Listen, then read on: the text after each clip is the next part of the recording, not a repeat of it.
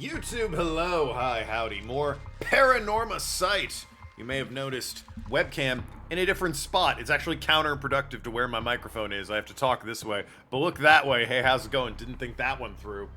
I did think I needed to change the webcam, though. It was kind of, it needed an update. But listen, for the majority, you're going to hear me fine, because I'll be looking here, or if I'm playing a console game, looking over here.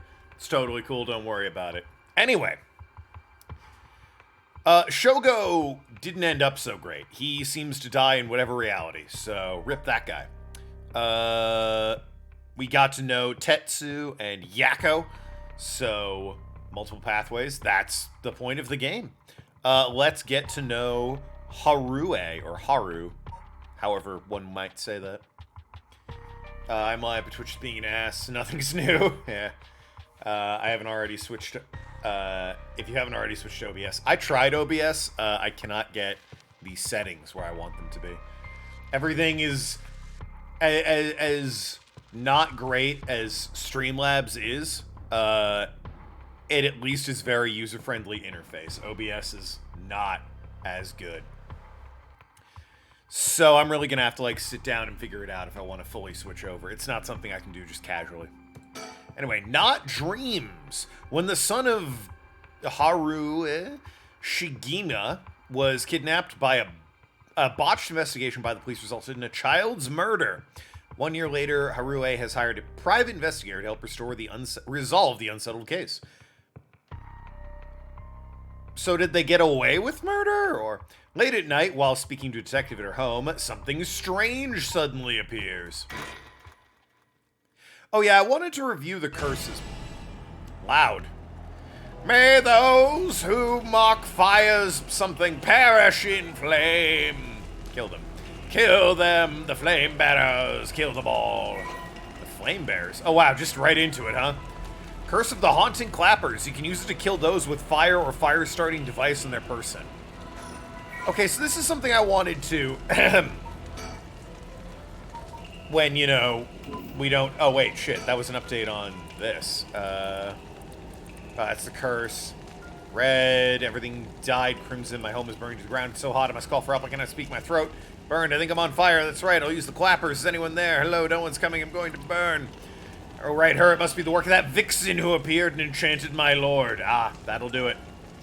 That witch. Those hauntingly cold eyes, my lord, dancing in the palm of her hand. Perhaps I was taken by her, too. I've got to clap louder. Of course. Can we not be listening to horrible fire noises and loud music for a second? I want to review these curses. Can you hear it, curse bearer? You strongly desire the right. Kill them. You miss anything? Nah. Literally just clicked on this woman. Haru Shigima. Or Haru Shigima, whichever. Shigima Mansion Reception Room. Ooh, a mansion. So, reviewing the curses. The first one, you can just kill someone. Nathan, you're unbanned. Nathan, I'm using the camera over there. Nathan, you're unbanned. You can kill someone if they walk away from you. That's pretty good.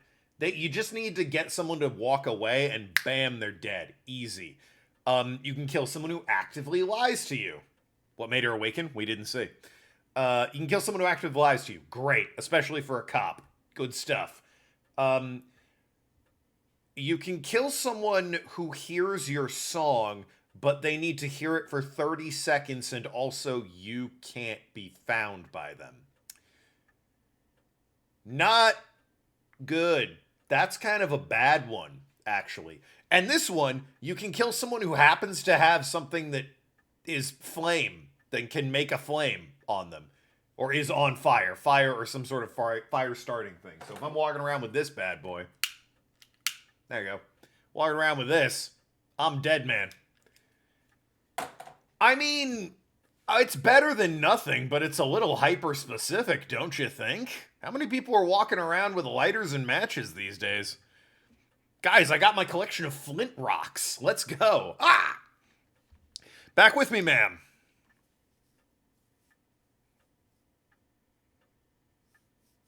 Seems they get worse and worse. The first two, I would say, are equally good. Actively lying and walking away from you. Walking away is literally anybody. Actively lying, that's still pretty good. If Kira was here, could he Bakamatai kill someone? I mean, it depends on the curse, doesn't it? It's not, I don't think, I can double check, but I don't think, Yako, there she is. What is her curse? It doesn't say. Her mysteries was the Fool's Procession. Kills by fatal fall, one who hears its music for 30 seconds without seeing the curse bearer. Yeah, that's like really weird. And that's the thing. It's the talisman's music, not your music. So Kira can't just Bakamatai at people from behind a corner. The talisman itself has to sing at them for 30 seconds while you hide. Which, again, not the most useful. Ahem. I can't say I understand what just happened. But it certainly seems to have put you in a good mood. That might be the first time I've ever seen you really smile. Sweet dreams are made of these. So it's Jackie Chan Adventures. With the talismans. Not a bad comparison. Haru, I'm going to keep saying Haru, even though it might be Harue, but I've already apologized for the pronunciations.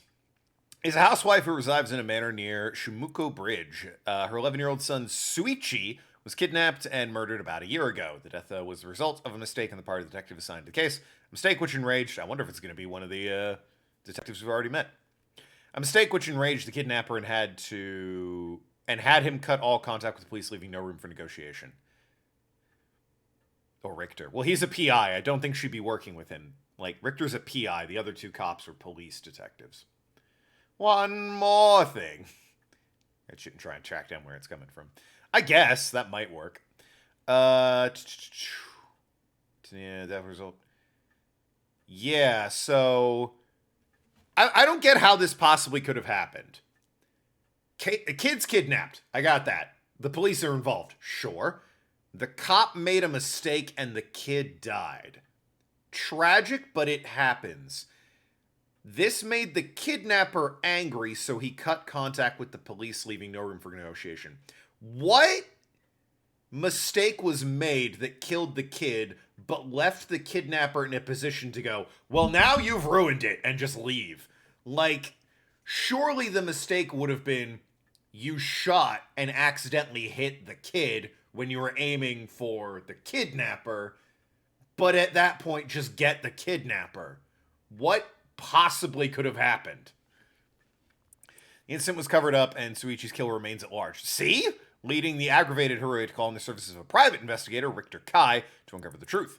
The Shigima family came from a line of samurai who built the residence in Hanjo during the Edo period. They assumed important positions in the police force following the Meiji Revolution. Yeah, they'll do it. Thereby protecting their family's elevated status. Even today, many in the Shigima line work as police, bureaucrats, and senior police officers. Harui's father sits on upper echelons of a national police agency, and her husband adopted into the Shigima clan through an arranged marriage. There you go, arranged marriage. I keep looking up there because I expect that's where the webcam to be. We're over here now, baby.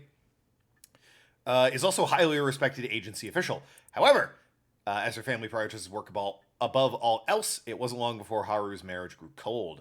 Though she wants for nothing, she's isolated from her neighbors and withdrawn from society. 7 protagonists? Maybe.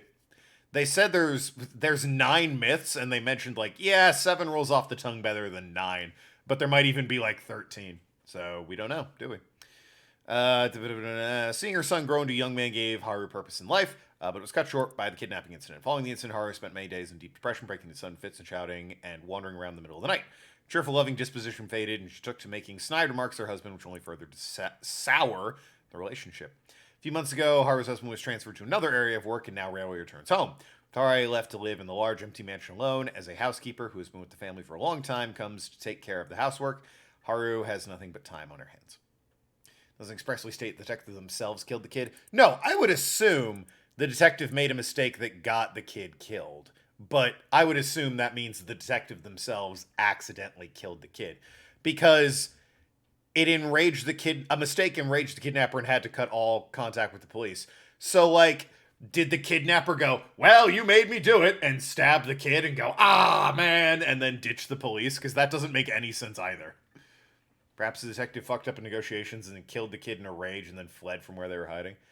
No, the mistake enraged the kidnapper. A mistake on the part of the detective assigned, a mistake which enraged the kidnapper and had him cut off all contact with the police. So from that, it sounds like the cop did something that made the kidnapper go, what the hell, man? You ruined a perfectly good thing. And they just went home. No. Not dreams. They explain it better later. Good, because that's extremely vague and confusing. I assumed they would explain it better later. Because it's, a bit of a dangling thread, and you don't want those existing by the end of the game. You want those snipped, as it were. Or sewn back in. I'm not sure how the dangling thread narrative is supposed to resolve. Or analogy. Sounds like something I might want to hear about. You want to fucking tilt your hat up, you stupid one-eyed bastard? A private investigator I hired. Richter Kai. A friend told me about him. They said he's not very well known, but he's good at what he does. Sounds like a job for Detective Francis York Morgan. Don't you mean Zach? When I first visited his office in Ota City and saw how he dressed, I could hardly believe he was a detective. I mean, look at this fucking idiot. But after talking to him for a while, I changed my mind. He says some strange things at times, but he seems like the reliable sort. The eccentric man of that Shogo Oki ran into at the bridge. Richter is actually a PI with an office in Ota City, Tokyo, after taking a request from Haru Shigima to investigate the insult kidnapping of the murder of his son and gets caught up in the events surrounding the Rite of Resurrection. Once a police officer, Richter was racked with guilt over the police's inability to help those in need and quit the force to start his own private investigation firm. However, his soft-hearted nature leads him to take on too many cases and has put his office in dire financial straits. Taking on cases doesn't cost money. Just solve them. How he's still in business is a mystery, with some whispers of a wealthy patron keeping him afloat. Richter studied alongside Detective Jun Ario. At the academy, who is like the junior kid from the two detectives previously. Somewhat surprisingly, given his outlandish clothing and mannerisms, Richter excels at covert investigations and tailing targets. Yeah, that is surprising. He proudly refers to himself as an investigator an ace investigator, though only ever succeeds in impressing himself. He's a himbo. His biggest source of happiness is nuzzling his pet female albino parakeet, Ernestine. Okay. Which he keeps in his office. He also enjoys collecting mockingbird stickers, a popular line of merchandise featuring birds inexplicably dressed like delinquents, and can be frequently sighted searching around town for them. While out and about, Richter typically leaves the office, and more importantly, Ernestine, in the care of Amamori, a junior high schooler who volunteered to assist Richter after being involved in a previous case. All right, then. He has too many cases, might be stretched thin, not able to solve them. Might explain financial troubles. I suppose, yeah.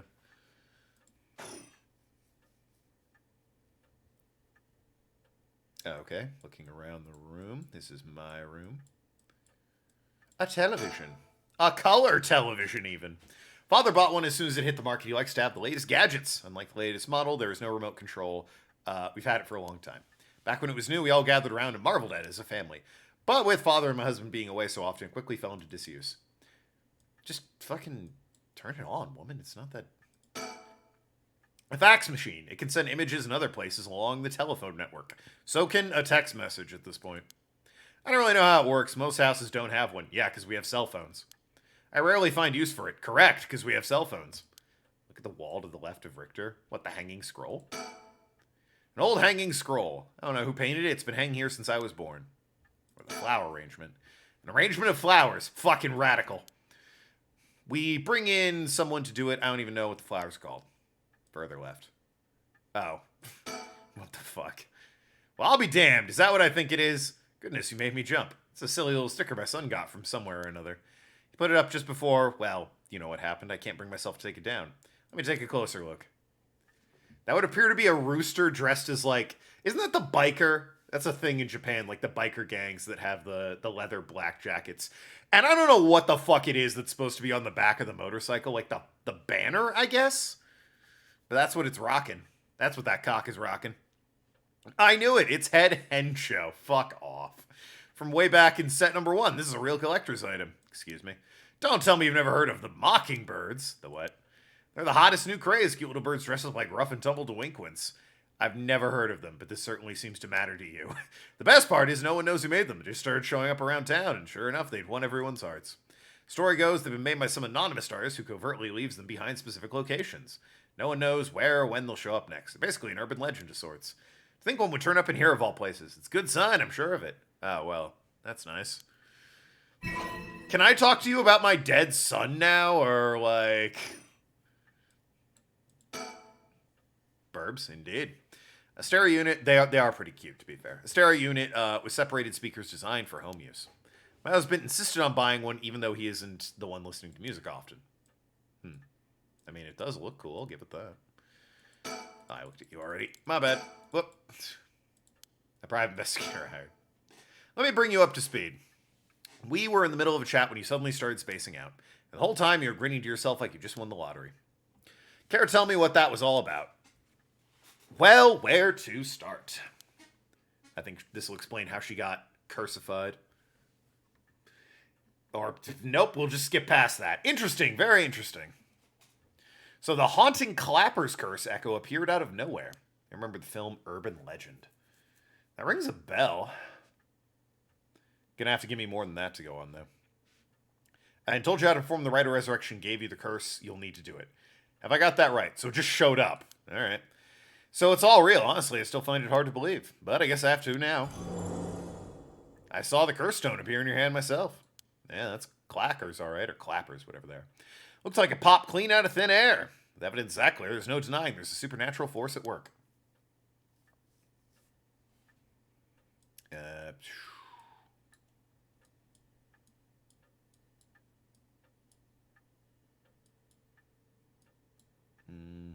I guess I'll have myself a think. My heart's still racing. This is it, my chance at long last. The phone? The telephone! This mansion has a private line. Okay, another quick think. Heart's still racing. Nope. Horror movie, urban legend, becoming real and getting people killed by them.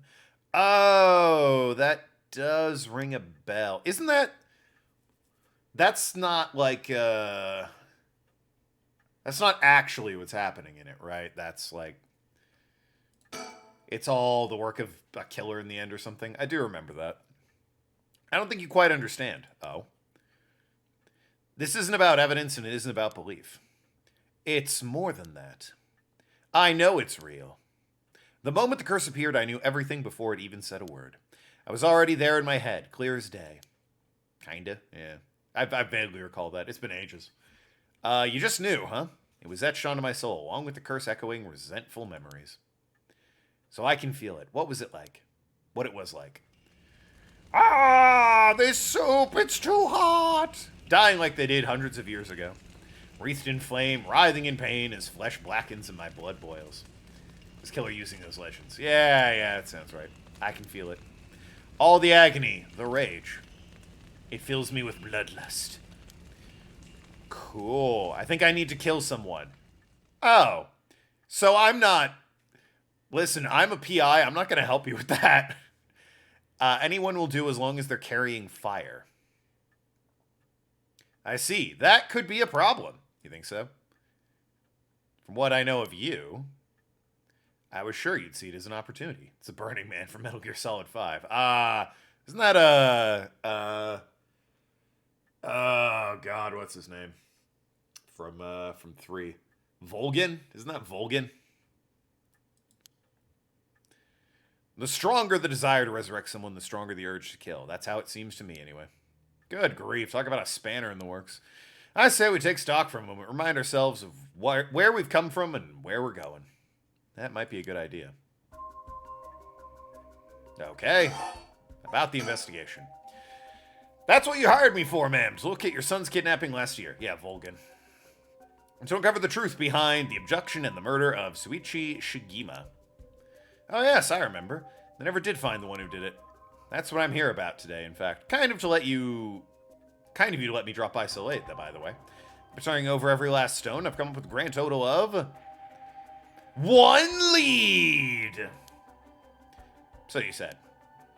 As far as the police are concerned, it's a cold case, but I managed to make some headway. I remember, you said you were just about to tell me. Well, I'd like to hear it. I do want to see the person of interest. Hey, my kid! The only son of Haru Shigema. He was kidnapped and murdered over a year ago. His body was discovered floating in the river. Suichi was a conscientious, brave young boy who determined and protected mother. Haru amid his father's frequent absences, dreamed of becoming a cop and displayed diligence and impressive sense of responsibility from a young age, likely due to being raised in an extremely strict environment. Born in the early 70s. So, our era is the 90s? No. Maybe? No, wait. So if he was 10, early 80s, or he was 11, I guess, early 80s, a year later, we're probably in the mid-80s, I guess? There you go, we're in the mid-80s. So no cell phones, baby. He spent his days immersed in various activities and studies, including playing piano, learning acrobatics, taking English lessons, and training in kendo. Suichi's tendencies to put other people's needs over his own meant he died without ever telling his classmates how much he longed for them all to go out on a hunt for mockingbird stickers. A little grim, but okay.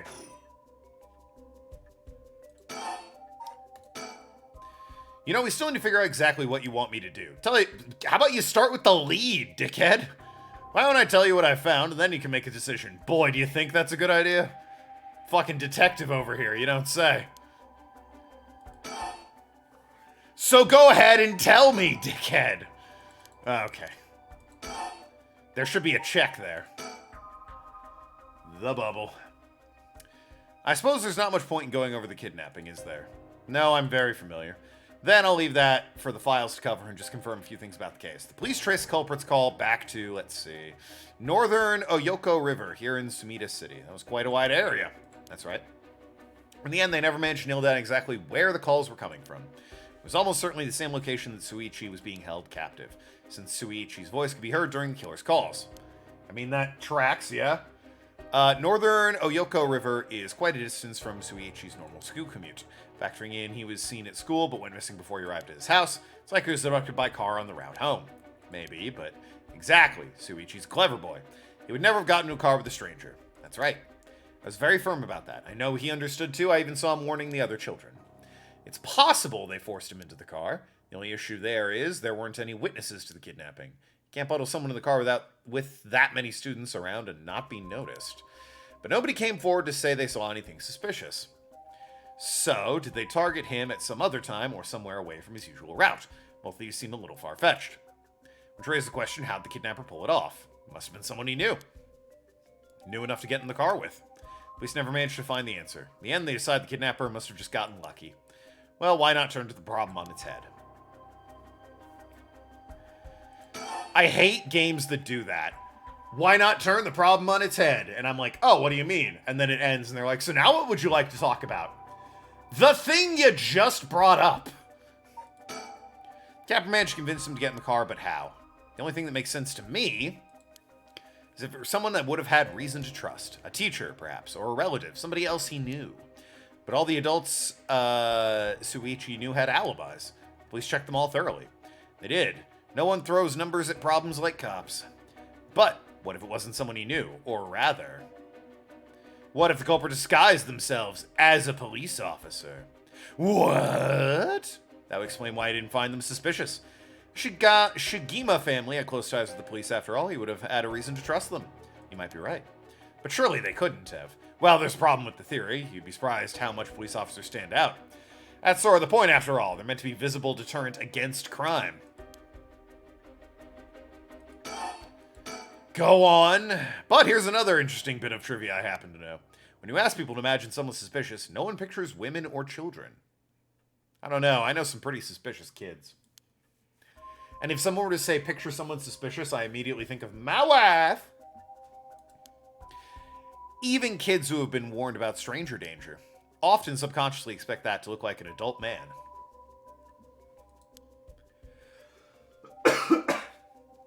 Besides, Suichi was the sort of boy who wanted to be a police officer when he grew up. Must have had a very strong sense of right and wrong. That's right. Wait, surely you can't mean... Now you're getting it. If, say, a young woman approached Shuichi asking for help, what would he have done? If someone like that said they were lost and asked him for directions, would he have gotten into a car? He might have. My husband always told him that a man had a duty to watch out for women and children. You certainly could argue that kind of attitude is outdated nowadays. But if Shuichi believed it, then we might have something else here. Then you think the culprit was a young woman, but it was a man's voice on the phone. She might have been an accomplice, or maybe she didn't even realize she was being used. If anything, that would explain why she hasn't come forward. Watched him disguise as a cop once. It's true, he did. He disguised as many things once, including a stripper, and a zombie, and a trash can, and a bartender, and a fucking grocery store clerk. She herself might not realize she had anything to do with the case. And a taxi driver. Can you just keep talking until you're done? So the question is, did anyone else see Shuichi speaking with a young woman on the day of his disappearance? See, what I said about other people's biases, that goes for witnesses too. And I figure that maybe if I start asking new questions, I might get some new answers. So I spent my day asking around Shuichi's school route, seeing if anyone had seen something. And one man thought he had. Do you mean he saw it happen? Well, I can't say that for sure yet. It turned out he wanted something from me, and he asked if we could talk in private. Interesting. Several hours earlier. Oh, today, you mean? Alright, this should do. There's no one around. We can speak in confidence. Excuse me, what's your name again? Jinochi. Yo, it's Joey from Yu-Gi-Oh! Well, Jinochi, I'm all ears. Just so we're on the same page, you're a private detective investigating Shuichi Shigima's kidnapping. Do I have that right? Of course. What else do I look like? How should I know what a private detective looks like? Ah, forget it. Look, I'll tell you straight. My life is in danger and I need your help. You'll excuse me if I'm caught a little off guard. Let me ask you this straight. Who is trying to kill you? A student called Michio Shiraishi. Do I know a Michio? Michio. Is that the girl that jumped off the building? Yeah, what? Huh? Wait a minute. Interesting. A schoolgirl, eh? Sounds like you've been naughty. It's nothing like that. The girl, she's a murderer. I'm the only one who knows, but I saw what she did. Michio. I saw her kidnap Shuichi Shigima. Oh. Well, that's a twist. Come again? I saw her talk to him on the street and lead him away. I didn't think much of it at the time, but then he went missing. She murdered him, I'm sure of it, or at least she's got something to do with it. That's what you're here for, isn't it? Then you can't let her get to me. If that's true, you've been sitting on some valuable information. Why didn't you tell anybody? Well, you see, if you can't explain that, I don't have any reason to believe you. I couldn't. She told me she'd kill me if I spoke a word. You're telling me a schoolgirl had you scared for your life? So you've been sitting on this the whole time and you think she's coming for you now that you've spilled the beans? Oh no! No, oh no. Oh yeah, it could be Michi. Ono Michio. Not Ono Michio! That's it exactly. I'm begging you, don't let her get me. Arrest her, I'm telling you, she's a demon. She's dead. Well, you seem to believe what you're saying, but just doesn't add up. How could a schoolgirl have a fully grown man so terrified? Spooky game, indeed. You don't know what she can do. She'll curse me. Curse you. Meh. What is with the lips in this game? Sorry, but you're losing me here. Hi, we're Square Enix. We made a very interesting, compelling horror visual novel. We really like giving men pouty lips, though. So, buckle up for that. It's true, her house. Forget it. Why do I even bother? You seem dubious enough to believe me, but I should have known you'd never understand. Enough, I'll find someone else to help me. Hear I say a thing for DSLs? Clearly. Hey! And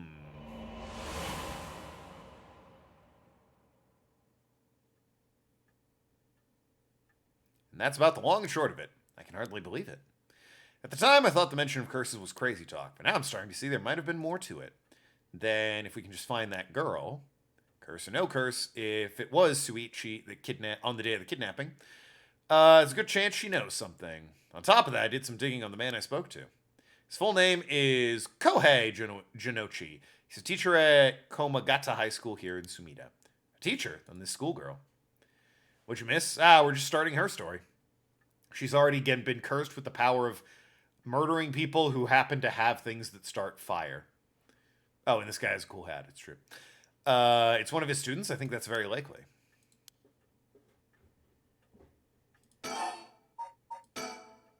At last, we've got a lead. Hopefully, it'll get the breakthrough we're looking for. Okay. The Rite of Resurrection, huh?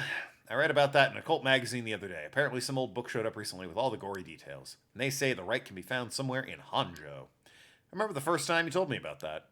It felt like my prayers had been answered. Like I had hope, real hope, for the first time. Ever since that awful day, I've wondered. What if I hadn't sent him to school? He'd probably be alive. What if I had just paid the ransom? Then he might be alive. Not a day goes by, I don't think if I had done something differently, he would still be alive. I mean, yeah, probably. But that's what we call stinking thinking. You can't blame yourself. No, not at all. It's not your fault. But yes, if you had done something differently, you'd be alive. But it's not on you to look out for that. It was the culprit's fault, not yours. Though I know that won't help any. Grief is funny like that. I'm guessing that's what why you're after the right. Guess I need to ask. It's written all over your face. I can tell how much he meant to you. But, and this is a big but, if the right's the real deal, using it will mean killing someone and stealing their soul. Is that a problem? If it comes to that, I'm afraid I'll have to stop you.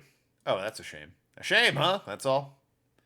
I thought if I'm going to be competing with other curse bearers, then your detective skills might come in useful. You realize you're talking about ending someone's life, right? You don't see an issue with that?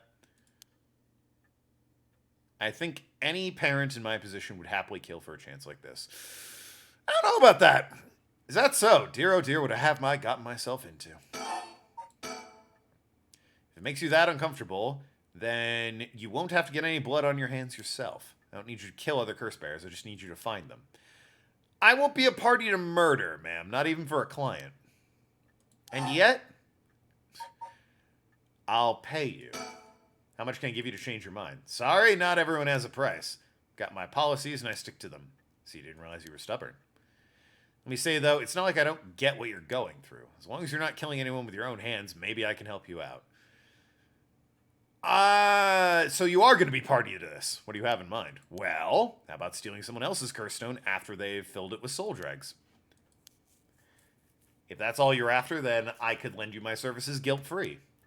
If other curse bearers want to kill each other, that's their business. I'm not trying to be a hero here. But if the thing's fake and just hurts people who collect souls, yeah, well, the risk you take, isn't it, Penguin?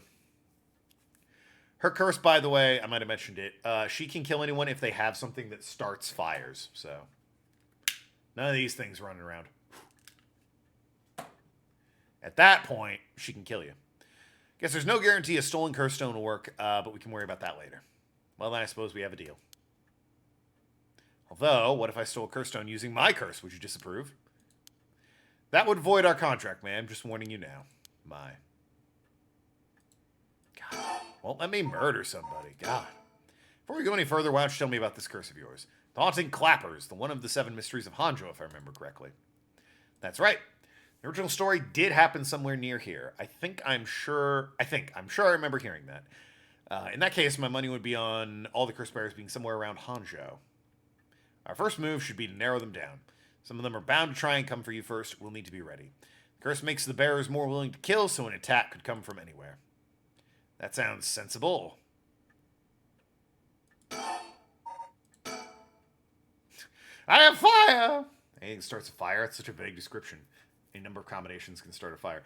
No, like, specifically, the curse says, let me check real quick.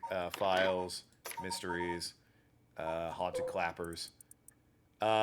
Kills by burning one who is in possession of fire or fire-starting device. So, I don't know what possession of fire. Like, if I'm on fire, I explode, I guess. Or if, like, I'm starting up a barbecue. but like a fire starting device. It pretty much means a lighter or like matches or flint and steel, I guess. It's really pretty specific, actually, which it makes it somewhat limiting, you know? And if I remember correctly, your aunt clappers can set people on fire, but only if they have a naked flame or lighter in their possession. Is that correct? That's right. I guess if you're like holding a lantern, that's a naked flame. What about a firearm? Well, that's not a flame, is it? Although I guess gunpowder could start a fire. The whole thing is like causes an explosion that propels the bullet forward, right? You're already on fire, though. Thank you. I'm going to take that as a compliment. In olden times, wooden clappers were used to warn people of fire. I'm guessing it punishes those who didn't heed the warning. Seems like a good curse to have. It seems terrible, actually. Simple and straightforward enough to use. I mean, it is, but it's very limited compared to someone who walks away from you and someone who lies to you. Way more use those guys have. Though it's hard to say how it stacks up without knowing what else is on the table. Yeah, true. If one of them is you can only kill people who happen to be playing saxophone while naked, the fire one is better, okay? I'll give you that. The fire one's definitely better. But we already know 3 others. And this is easily the worst one. You really think it's that good? The target can't do much to throw it off, and has a nice long activation window. It's big that it works on lighters too. Just slip it into your target's pocket. And say that conditions were already fulfilled before they even knew you were there. They wouldn't even know what hit them. Maybe I won't have to actually use it. I could just tell someone I could, and then they'd have to do what I said. Threats could work, although without any proof it'll come down to how convincing you can be. If only you could use the curse, then back out at the last second. At the last second? What an interesting idea. I have a lighter right here. We could try it now. That's an interesting proposition. But maybe not. I'm not quite crazy enough to make myself a guinea pig. Oh, I see. Yeah, I mean, fair. You're an odd one, ma'am, if you don't mind me saying. I don't think it's just the curse. You flatterer. No, I think you're insane. Very different. As for what we do next, I think you should stay indoors. Try not to do anything spontaneous or outside your normal routine. Have you decided what we're working on? This feels like a path divergence. We know he helps the right, yeah? Because we met him outside on the bridge. Although, that's already a different reality, isn't it? Because this would have been... Him on the bridge is after Yoko died. And our boy is still kicking around, going around collecting curses. Let's do something spontaneous. I love that Squirtle emote. Hell yeah.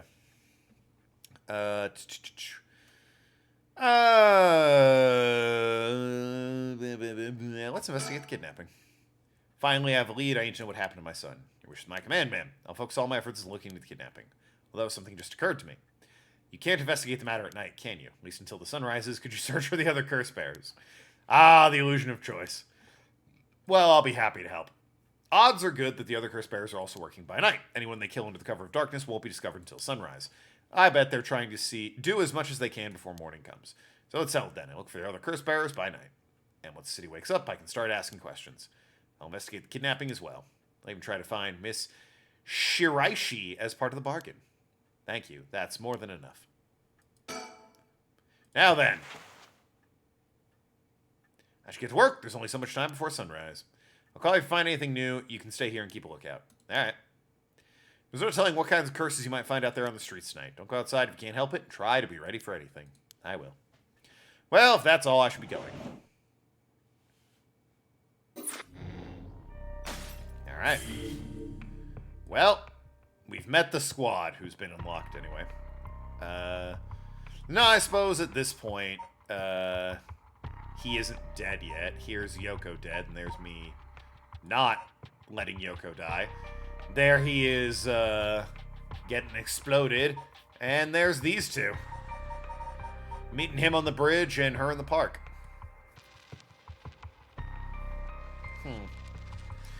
Chat, what do you think? Should I focus on one character now that the introductions are out of the way? Should I focus on one character's story and go down, or should I do them in, like, chronological order? Because, this is, as you can see up top, night, leading into day over here. So, while this is happening, these two are also happening.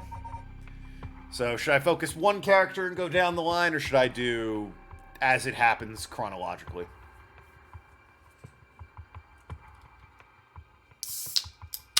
Kaida, you've played this. What do you think's better? Assuming you're not away from your computer and can answer me. Do one character at a time. I think that would be better for keeping track of what's going on. I'd defer to Kaide, yeah. Oh, by the way, I did clean up my room a bit. Found the joke book. Good idea, focus on one character. Focus on one character until you have to switch. Okay. We'll continue on with Haru then. Keeping in mind, these two are just sort of introducing the characters. The two schoolgirls with the Ouija board and the two cops. Tell you a joke immediately, huh? Alright, let's see. Why don't blind people skydive? It scares the crap out of the dog. Alright, that's funny. I like that one. That's a solid one. That's a solid one. I like that one. Scares the crap out of the dog. Delightful. Anyway. See, that's a joke about blind people that's in good taste. Despite having obtained the curse of the haunting clappers, Haru is determined to use the rite of resurrection by stealing the remaining curse stones. She instructs her private investigator, Richter, to find the other curse bearers.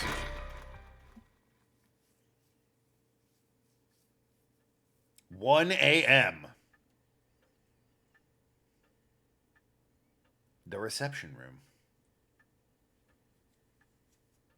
Is she still just bumming around by herself? It's been an hour since Richter left. Promise he'd call me if anything happened. But he hasn't. So all I can do is wait and wait. Just read the paper. What's this, a newspaper? Must have fallen off the chair. Sure, give it a read. It's a newspaper. I only leave them in here for guests. I rarely ever read them myself. I don't think I've taken the time to go over one in years, in fact. Well, it's not like I have anything better to do. Society, economics, culture, education, or television, let's go. I don't watch much TV. It feels like all the information in the world gets passed through that little black box. My father stopped them from reporting on the kidnapping back when it happened. I'm glad about that. Less fuss. Culture, baby.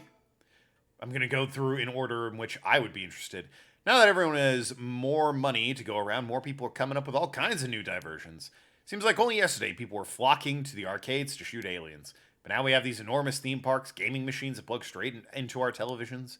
Everyone's talking about superhero series, foreign films, and movies based on the latest bestseller. Back in my day, fusion rock and folk music were all the rage. But now it's all about city pop and idols. I kind of want to hear this fusion rock. That sounds dope, actually. I find it hard to care about that sort of thing anymore. Well, that's called getting old, woman. I guess society?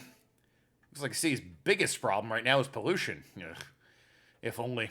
I remember how the air and water used to be even more polluted. The river was covered in scum from all the sewage and industrial waste, and it stank so badly it made my eyes water. Eventually, people started getting sick, and it couldn't be ignored anymore. Fortunately, it's gotten better since then. Although, the air around the industrial park is still filthy with gas and smog. Ain't that a shame. Economy!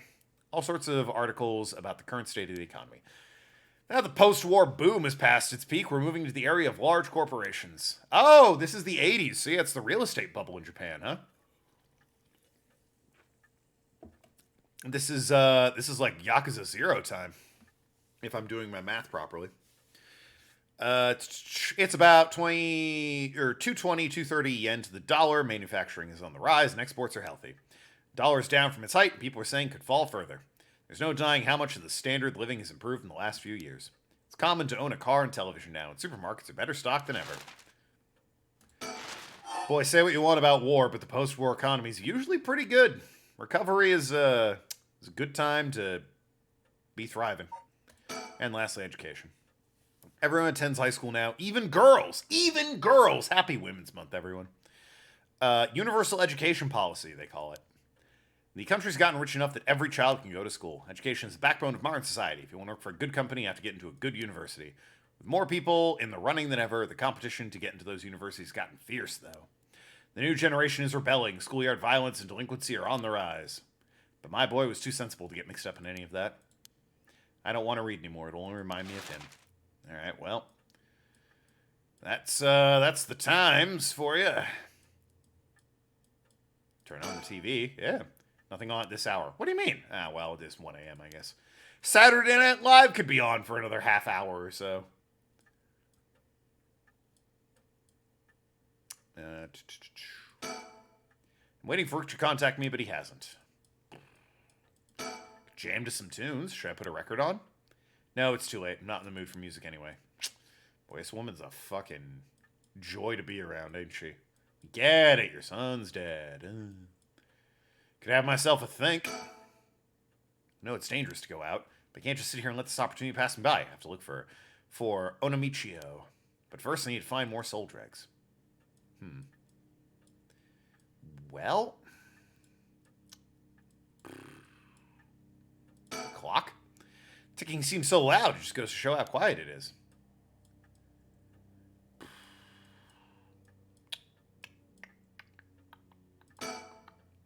Flowers put me at ease, just a little. That old hanging scroll. I've seen it too often, feel anything for it now. It's been an hour, woman. How much do you expect to happen in an hour? Well... depends how big the city is.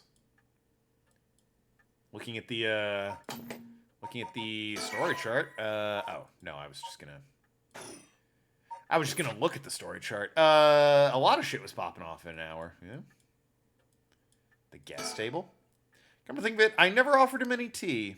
Not that I ever learned how to make it. Well, it's a fax machine. I rarely find use for it. I don't know anyone else who owns one.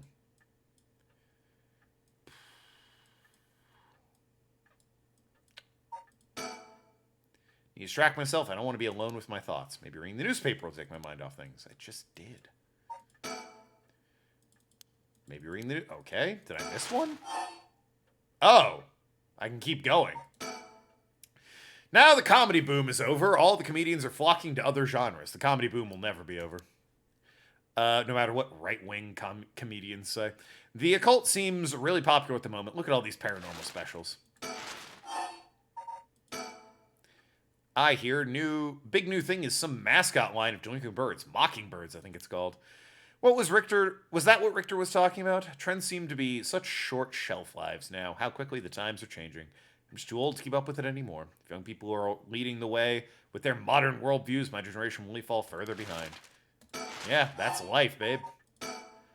Although with everyone flocking to the city, land prices are skyrocketing. Nowadays, most people can only dream of home ownership. Same as it ever was. City center is going to be nothing but apartments before long. I'm not exactly a businesswoman, so this feels like another world to me. There's one thing Hanzhou never wants for its horrific crimes. They found a police officer dead at a local park just the other day. A lot of my family are in the police. I hope it wasn't anyone I knew. I don't read the news anymore. Not since last year. It brings back bad memories. Suicide at local high school. I remember that. High school girl jumped off the roof about a week ago. She was bullied, I think, or maybe it was something about exam pressure. What? But, no, this can't be right. Her name.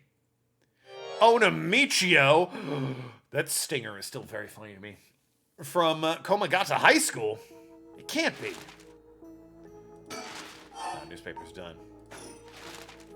My God. The phone! I'm waiting for Rick to contact me, but he hasn't. Make sure the receiver is on the hook. It will ring as soon as he calls. Ah! That must be him. Do nothing. Hello, Shigima residents. Did miss anything? Had to step away after the joke. Read the newspaper. She's learned the student that jumped off the building is the one who supposedly kidnapped her son. Pretty much the only thing you missed.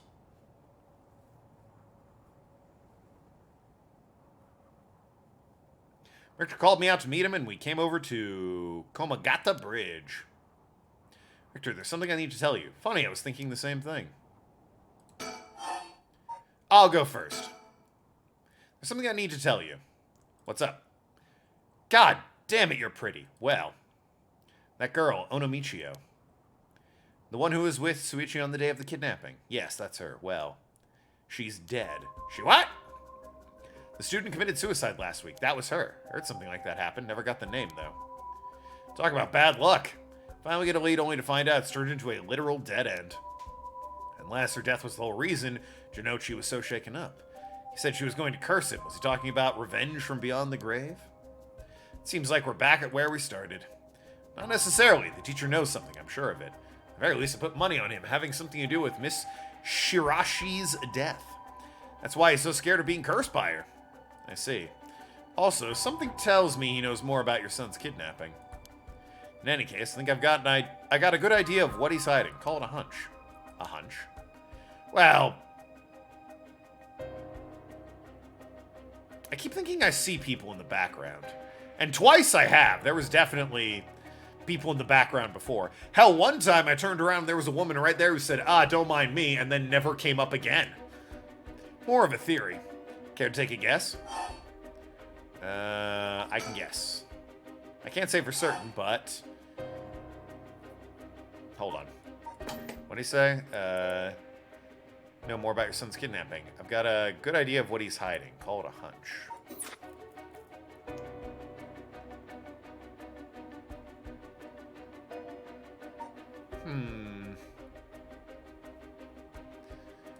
Mr. Jonoichi silenced Onamichio with murder. What if Mr. Jonoichi silenced Onamichio with murder? What do you think? I see. So you think Onamichio's death might not have been suicide? That would certainly give him a good reason to think she'd hold a grudge, but I'm not sure I buy it. Might be a little far-fetched. See, sorry if I disappointed you. I'm not cut to play detective. Well, no point in dwelling on speculation. The truth will be out in time. Right now, I think we need to have another chat with Mr. with Joey Wheeler. Jinochi is his name. Why are we on this bridge? Oh, hey. Hell yeah. Does it tell me the name of it? Oh, tell me. Okay, yeah. Oh, these are hints about where they are. Cool. What is... Pink Punisher. That sounds like a dildo brand.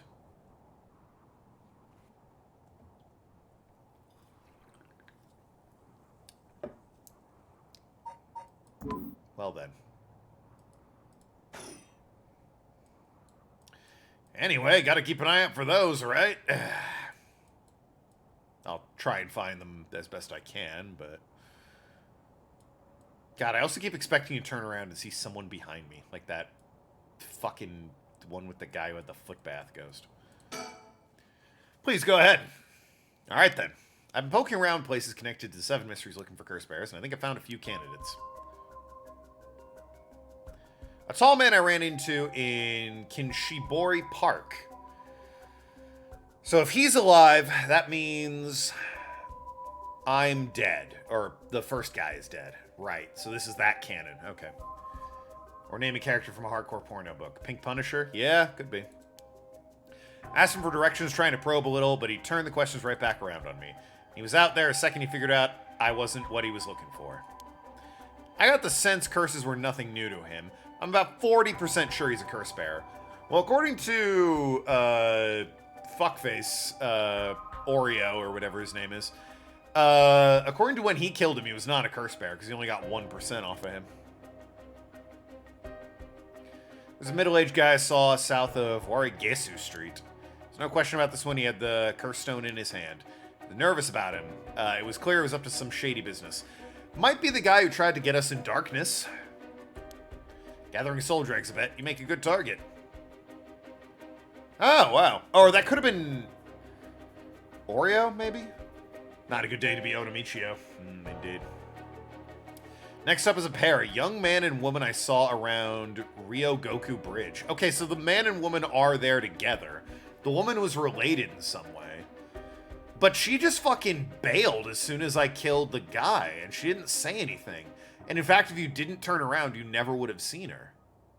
So what the hell is her deal? This time, the man came up to me and asked me flat out if I was a curse bearer. Told him I didn't know what he was talking about, and he backpedaled and left. Looks like they lurk around there often, looking for kindred spirits would be my guess. Though it didn't seem like they were quite working as a pair. Gathering soul dregs in a group might be a decent idea if you could make it work. But with things being how they are now, it's got to be hard to find folks one can trust. They've got brass, though. I don't know what their deal is, but I'd like to find out. Oh, and two... Yeah, okay, these guys. Last is 2 detectives I've seen sniffing around. The police are involved? Not necessarily. A body turned up at a local park a few days ago, so they might just be looking into that. Okay, so I guess that's a thought. If... In the first universe, Oreo, or whatever his name is, got the cursed stone that kills you if you turn around and walk away from him. He used that on the secretary who then died, and then he went around killing a couple other people. Not these guys, but the dude at the bridge, the schoolgirl, etc. That is not the reality we have, because we went in the branching path and it unlocked all these options. So, who has that cursed stone now? And the obvious answer, since Yoko went home, is either Yoko or the secretary. Hard to say. Body turned up in a local park a few days ago. They might just be looking into that. Still, the park's got ties to one of the 7 mysteries. Might be it was a curse that did that guy in. And if they're sending in detectives from the head office, then something's got to be up. How do you know where they're from? Let's just say that when you're in the business, there are some faces you get to know. Anyway, that's everyone who's caught my eye. Found them all in so little time. I really did hire the best. It's all in the name, ma'am. Richter Kai, P.I. No, wait, make that Richter Kai investigator. Ace Investigator. Mine, Ace Investigator. Is that why you can dress like that without drawing attention to yourself? You bet. Investigator extraordinaire can blend in like a chameleon in any outfit. You still look like a prick. That aside, the middle-aged man and the young couple sound most promising, am I right? Whichever pick, it's too early to make a move. Seems like the curse bearers are less involved with each other than we thought. Plus, there's still others we don't know about. I'd say we hang fire and see how things play out. Once more bodies start showing up, there'll be a get the pot nice and hot. And once it's boiling, our chance will come. Nothing.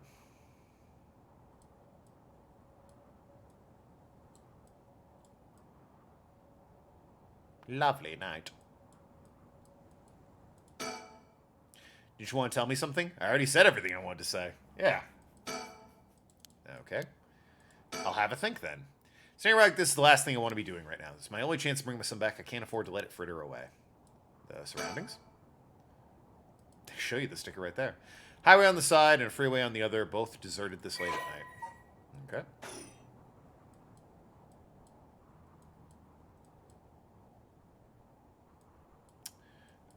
Well, I've looked at my surroundings. Oh, can I examine him? He's gazing down at the water. What does he see down there, I wonder? The biggest jump scares was early when you turned and met the detectives. There were 2 very early on. When I turned around, the girl was right up in my face. And then again, when she was like back here, and then it snap cut. Or no, it was the TV screen and the narrator. His face just like super quickly appeared on screen to yell at me. So yeah, I've had 3 big jump scares. The Sumida River. One of them, when I was Oreo and turning around, that would have gotten me, but I caught her arm like in the bottom corner and stopped moving, so I knew she was there. Then I kept turning, and well, there she was. It's got to get me off guard. It's got to find me in a moment where I don't quite understand what's happening, or I'm not expecting it. The water is filthy and horrid, but at night, when still, it looks almost peaceful. Can I ask you something, ma'am? Is the Sumida River what you Hanjo folks picture when you think of home? I couldn't say. All I can tell you is that I can hardly stand the sight of it. Right, should have guessed. This is where they found him after he went missing. All alone, floating in the horrible water. All I can think is how scared he must have been. How cold he must have been. What did he ever do to deserve something so awful? I've come here every day since then. And I prayed to the river to give him back. To give me back my son. Day after day after day. You know, in olden times, people believe rivers marked where our world met the next. So the act of crossing flowing water has a huge amount of spiritual significance. Back when Edo was founded, the people of Chuo saw the Sumida River the same way. They associated the far side of the river with the afterlife, the same place that would later become Hanzhou. Never trust rivers. All right. All their fear and revulsion accumulated there and took root. Maps! But then the Ryogoku Bridge sprang up after the Great Fire of Marikai. And just like that, Hanzhou was part of the city too. And it turned from farmland into a town. People surrounded it with man-made rivers and crisscrossed with a canal and waterways. Weren't those to prevent flooding? That's what I was told. They were, but that's not all they were for. Their other purpose was to contain all the corruption that had been built up on the far shore and stop it leaking through our side of the Great Divide. Officially, there were a physical barrier. They were, not there. Officially, they were a physical barrier, but unofficially, they were a spiritual one, too. So, if I have this right, are you saying that Hanzhou is a place where the real world meets the afterlife? Exactly. That's the way the rite of resurrection is here rather than anywhere else, I'm sure of it. And it's probably why the 7 mysteries and the curse have survived to modern day. I guess that would make this spot we're standing at now, right over the water, the border between life and death. If there ever was a place where bringing back the dead might be possible, I reckon it's here. It's funny you mentioned praying to the river. That might have done more than you think. That's supposed to make me feel better. Just thinking out loud, man. Well, it's a nice thought.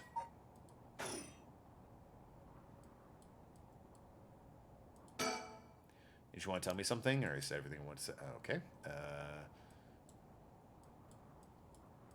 Can I look at him again? Down the water, what does he see down there? Oh, I can look at the river again. And still, there's no one behind me. Would I ever see someone perform the rite of resurrection? Probably by the end, at least one person will do it. Oh, that's right. There's one more memory I have of this river. Do you mind if I tell you? Besides, we might have seen him do it at the beginning. The problem is it just costs your life as well as the soul stone. Maybe. Don't know for sure, but maybe. Go ahead. Must have been about 20 years now when I was still a schoolgirl. Back then, the Sumida River was much filthier than it is now. It's full of garbage and industrial discharge. It was scummy and slimy and it stank. Look out over the water and see dead cats and dogs and pigeons just floating. Ugh. One day, amongst all the filth and garbage, there was a piece of my missing classmate's hand. Oh. What? It was almost a miracle when you stop and think about it. What are the chances someone would find a part of her that was still recognizable? And although everything but the palm had rotted away in the water, the part that was left would have an identifiable scar? And they could tell it had been a murder from the blade marks on the bone. This is confusing. What part don't you get? Wait, you're talking about the Najima murders? Ah, those murders. So you've heard of it. I'm impressed. I assumed you were about in elementary school at the time. I wasn't aware of it then. I only heard about it after the fact. I had no idea the victim was a classmate of yours. Oh. Person of interest, new file. The man who made headlines over 2 decades ago, a perpetrator of brutal killing known as the Majima murder. He looks like a character from, fucking Metalocalypse. There's Hajime. Left behind fiance, has been dating since high school. Alright. Be honest, it was a bit of a blur. A bit, yeah. This bit, you mean, is confusing? Eh. I mean, I imagine it's something that will make sense later. I will say, this right here, the prologue was way more interesting. Kill count of this would be a nightmare? Well, it depends on the canon, doesn't it? A wave of chaos just parted around me. Something like that. The problem is we said, we'll do a character at a time, but we picked a character who's reluctant to go around killing people. That first guy was all like, hell yeah, let's go murder people. No idea how the other two feel about it, but she's reluctant. They said the rest of her body must have sunk to the bottom of the river. They combed the riverbed, but only ever found pieces. Everything else must have rotted and flowed out to sea. Afterward, I heard the divers who'd been looking for her fell ill. A sorry story for everyone involved. I no longer have that weird option in the pause menu. No, it is the story chart, which if I go to, says, hey, that'll end the chapter early. It's how I can jump to another character if I need to. Everyone figures the river's filthy already, so one more piece of garbage won't hurt. But every little bit makes it worse. It's a vicious cycle. I know I wouldn't want to go rooting around down there myself. That's right, which is why the riverbed is the last place anyone would go looking. Or that's what the killer was thinking, I suppose. The times were changing quickly back then. Things were confusing. Everyone seemed to be in a hurry. Young people were moving to the Tokyo in droves. Some even ran away from home to make it into the big city. Made easy targets for bad people. A lot of them ended up disappearing without a trace. Yeah, like, this conversation and a lot of what they've said up to this point, who fucking cares? Get back to the curse that's, like, interesting and cool and unique. Let me solve some puzzles. You see, back then, if you chopped a body in tiny pieces at the root in the river, it would rot quickly and discreetly and sink to the bottom, never to be seen again. You're saying what I think you're saying. They arrested him shortly after. Fumichika Najima. They killed my classmate and cut her into pieces. He was so methodical about it, it couldn't have been his first crime. People began to wonder how many other girls he'd murdered the same way. Police never found any evidence of murders in the end. But the river shows the truth. How many corpses it swallowed over the years, I wonder. The same thought spread through everyone's mind, and they started to avoid this area. So really, the river has been rank with corruption for decades now. At least that's how it seems to me. Well, was that interesting? No. With all the darkness lurking beneath the surface, there's no reason that you would. Still, if I may, I'm surprised you know so much about the Majima murders. How could I not? After all, I was the one who found the hand. What?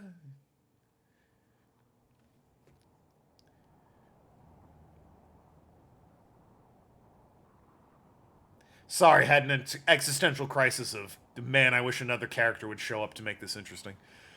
The police wrote me a thank you letter. Wasn't that nice of them? They said it was the only thanks to me that they were able to bring Najima to justice. They come with a cash allowance with that thank you letter.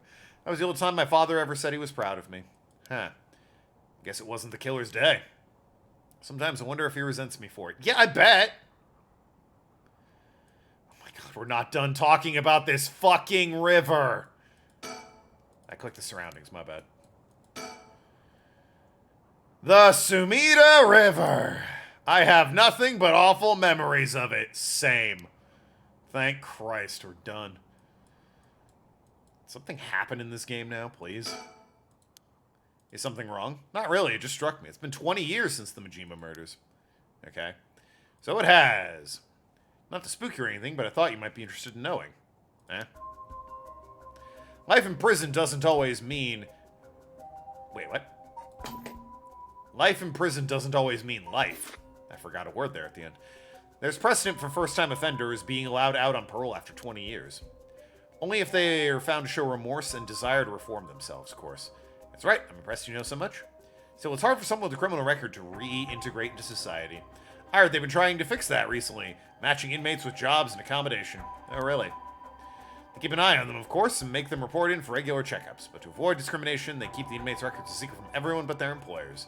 They are given particularly notorious criminals new identities so they wouldn't be recognized in the workplace. My. The way you put it, it's like you're saying Najima could be out on parole right now, back in society under a new name, with nobody the wiser. Oh my god, it's Richter! It's possible. As it happens, a little birdie told me about a big name-making parole a few months back. I don't know if it was Najima, but our discussion just now did bring it to mind. I see. How unsettling. Now that you mention it, I just remembered something too. What is it? I was passing the high school a little while ago and saw someone. Did I? A janitor, I think. I could have sworn he reminded me of Najima. Oh my god. Oh? He looked a little different after 20 years. Looks like he lost weight, yeah. Much thinner, too. I told myself I'm just seeing things. But perhaps the interesting plot can be found there.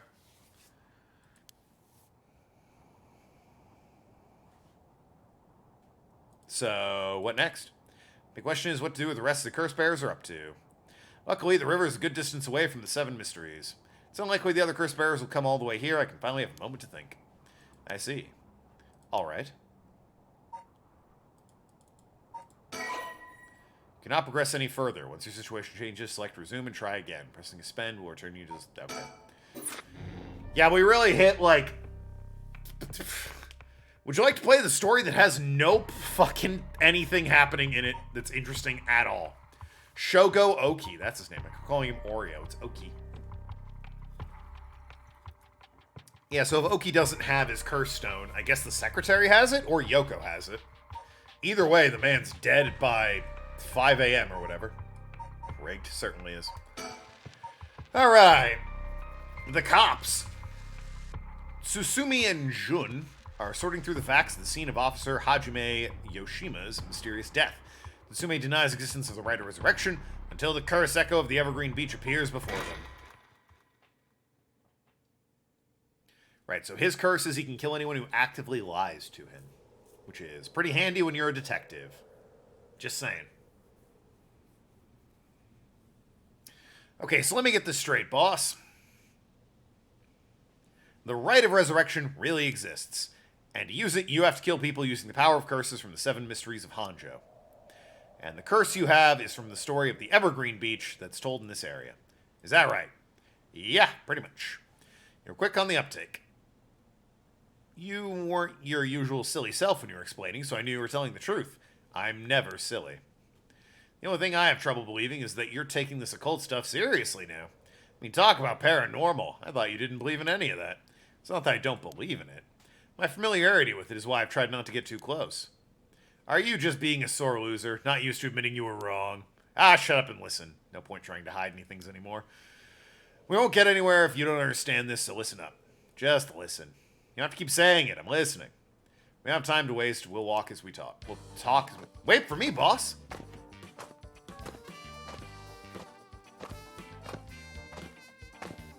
Got a swing in my step.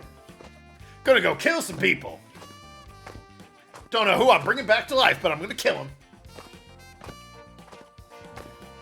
So glad I paid this sax band to follow me around. Alright.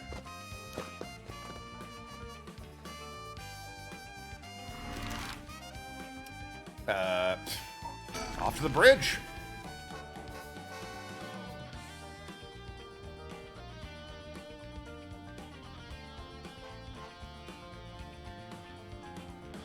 Sorry, I just want to double check one thing. You're telling the truth, right? This isn't a side effect of your senility. It's the truth. Not like I can prove it, though. Revealing the existence of a secret department is against the rules even to a fellow cop. But this is an emergency and I need his help. I'll tell him. I'm sure you already know this, but this is all top secret. No sharing with anyone. Right, you can trust me not to. But, nah, I just can't believe it. I heard rumors he used to be a member of the secret division attached to the Security Bureau. I can't believe we actually have a department called Paranormal Affairs. Yes, I'm sure it comes as a shock. I couldn't believe it myself. I thought the higher-ups were messing with me. It really had me worried there for a while. No, this is incredible. That's the whole reason I became a cop. I was fascinated by secret agencies and stuff. You serious?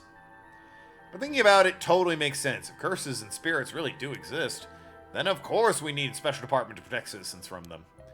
You seem a bit too eager to believe all this. Hang on, I thought you joined up to because of me. Come on, boss. Do you think I have one favorite food? You can like more than one thing. Yeah, whatever. In any case, the official stance is that the supernatural doesn't exist and the Paranormal Affairs operates in secret. So not sure why they stuck me there. Those 4 years I worked nothing but cases involving the supernatural. Does it tell me about those cases? The current chief is a man named Kyoru Nagagoshi. Born in a family of psychics. He's not actually of flesh and blood at all. Oh, that's a theory. His seat in the office is usually occupied by a new legendary creature found in Japanese folklore. Oh! The new resembles an ordinary white's thrush and acts as Kyoru's messenger, leading to bizarre scenes of police officers earnestly reporting their findings to the bird. The term Nagagoshi case serves as code name used to refer to cases under investigation by Paranormal Affairs. Huh. Interesting. Glad I read that one. Person of interest. Jun and Tetsu. Attended Police Academy with Richter Kai, who is now a private investigator. They became friends when June found Richter holed up alone in a reference room, scouring over old crime data, and invited him to go bowling, a popular pastime during the era. Love bowling. Had penchant for candy and desserts, which he tries but fails to conceal from other officers at the risk of appearing soft. He delights in buying local sweets whenever he's sent to investigate a case that would often volunteer to be dispatched to distant locations to acquire them while he was with the Paranormal Affairs Bureau, or PAB. He also surprisingly knowledgeable about current trends, a trait he puts down to investigator-related research, which is actually spurred by his wish to have something to discuss with his daughter. Aww.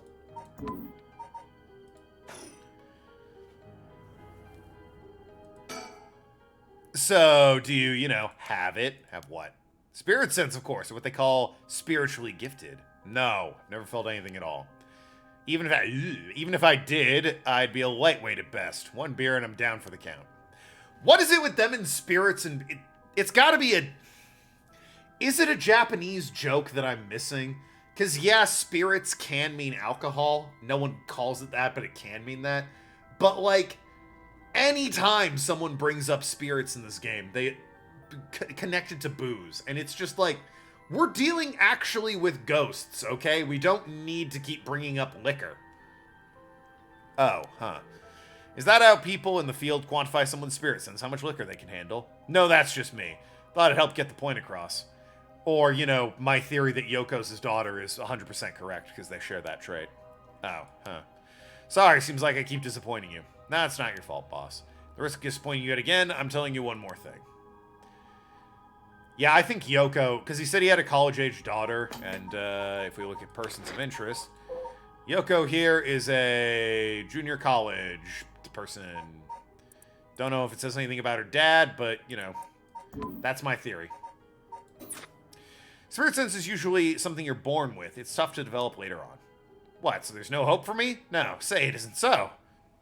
Of course you were interested. Well, you never know. You may have some hidden potential. Different last names, though. Yeah, but they are separated, to be fair. It's possible she took on her mom's name. She's Yoko Fukunaga, and he is, of course, is he Takayumi? No, that's he's Tetsuo. Tutsumi. Yeah, and she's Yoko Fukunaga. It's possible she just, adopted her mom's original name, the maiden name. I know there's a high schooler who's got so much spirit sense that she works in the front lines. I say work, but she wasn't paid because it was supposedly part of her training. Yikes. It's like a violation of Article 69. Nice.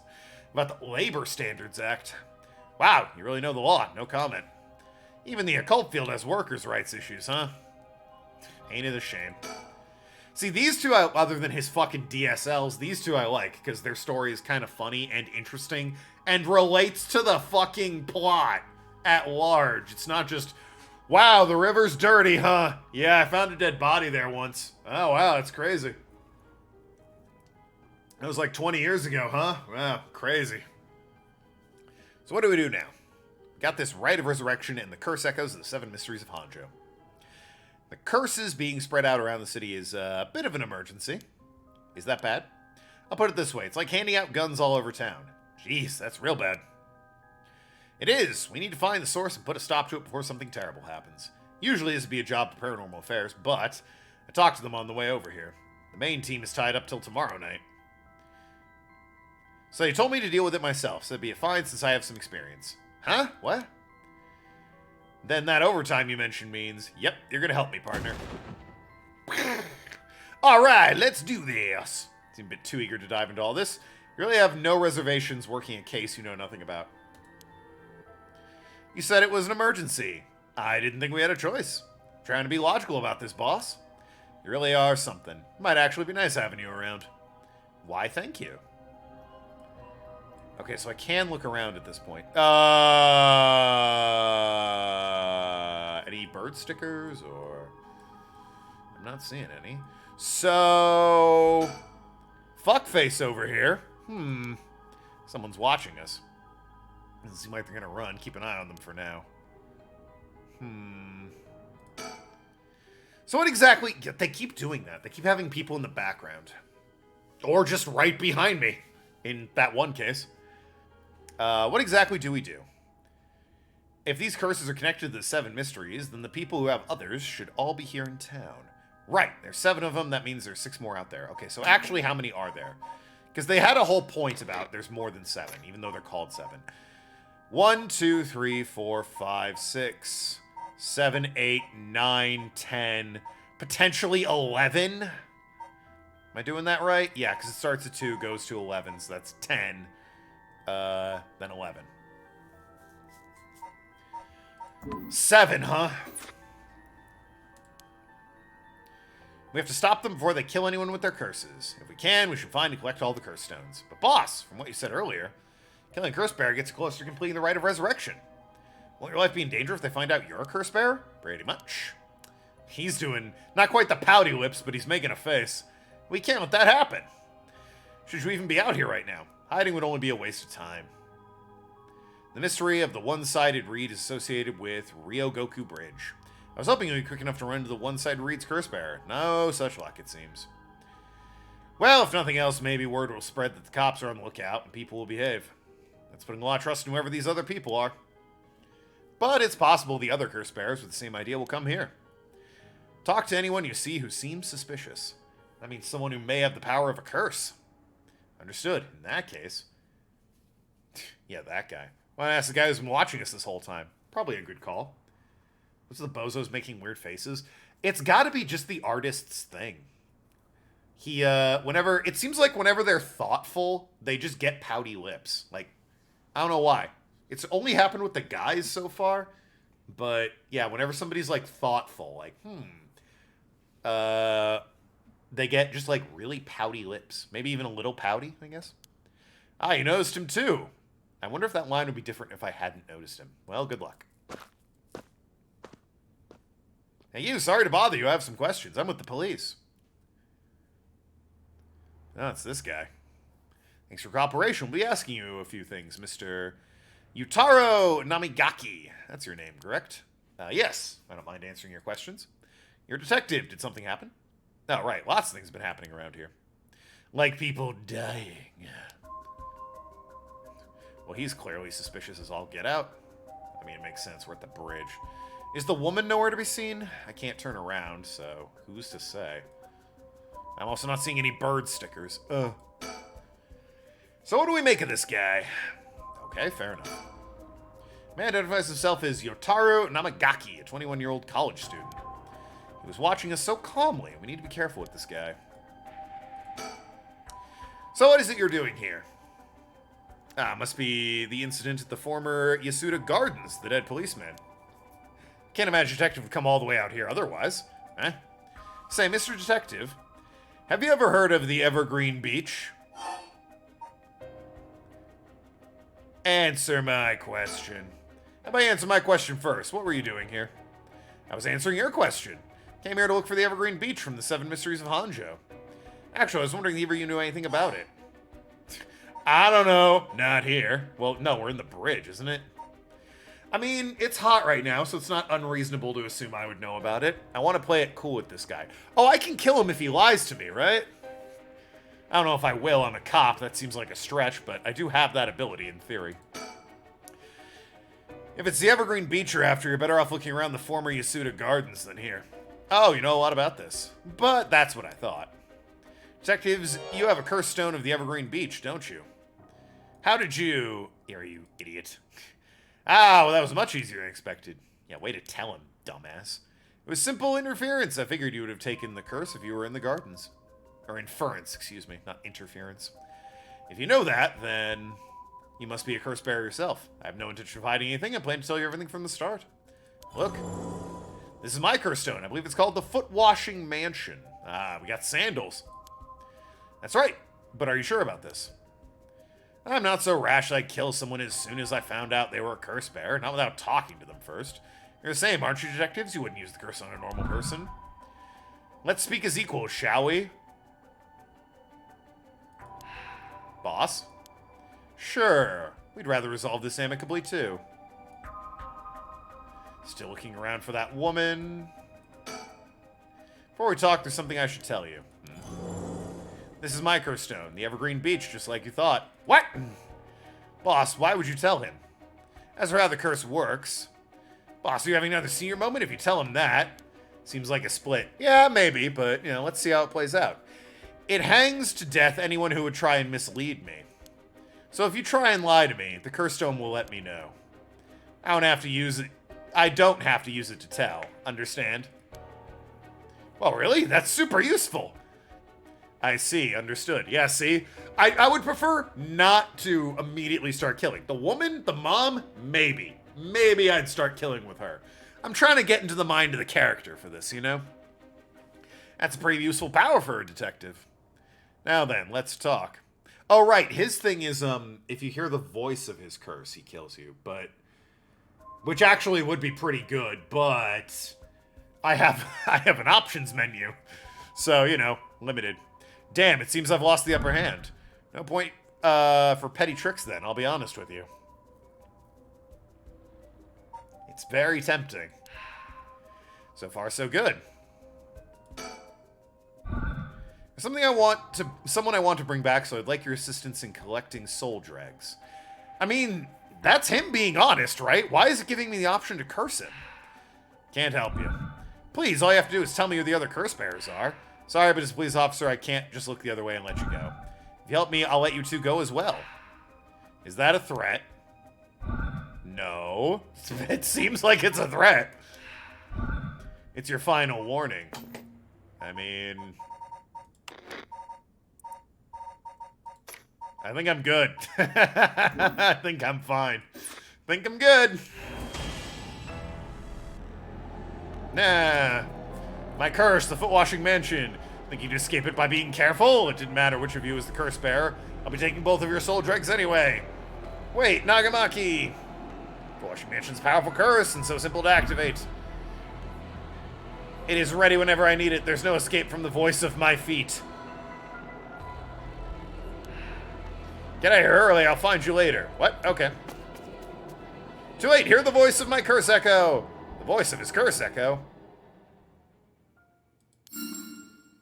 Why isn't my curse echo working? He's so annoyed. He's even looking incredulously at the options menu. He's like, what the fuck? Come on. Impossible, this has never happened. I don't hear anything. He came back. I didn't hear anything. Ario, now, grab him! Yeah, okay. Namigaki, get down. I love how powerful his curse would be, but how useless it actually is. Entirely because it's a video game, yes. It's like, God damn it! God damn it! Boss, here, his curse stone. Good work, give it to me. We got the foot-washing mansion. Hooray! Damn it, why? What do you think, boss? Should we lock him up? I haven't even touched you. You can't consider that assault of a police officer. Let him go. All we need is the stone. What this happened? My right of resurrection.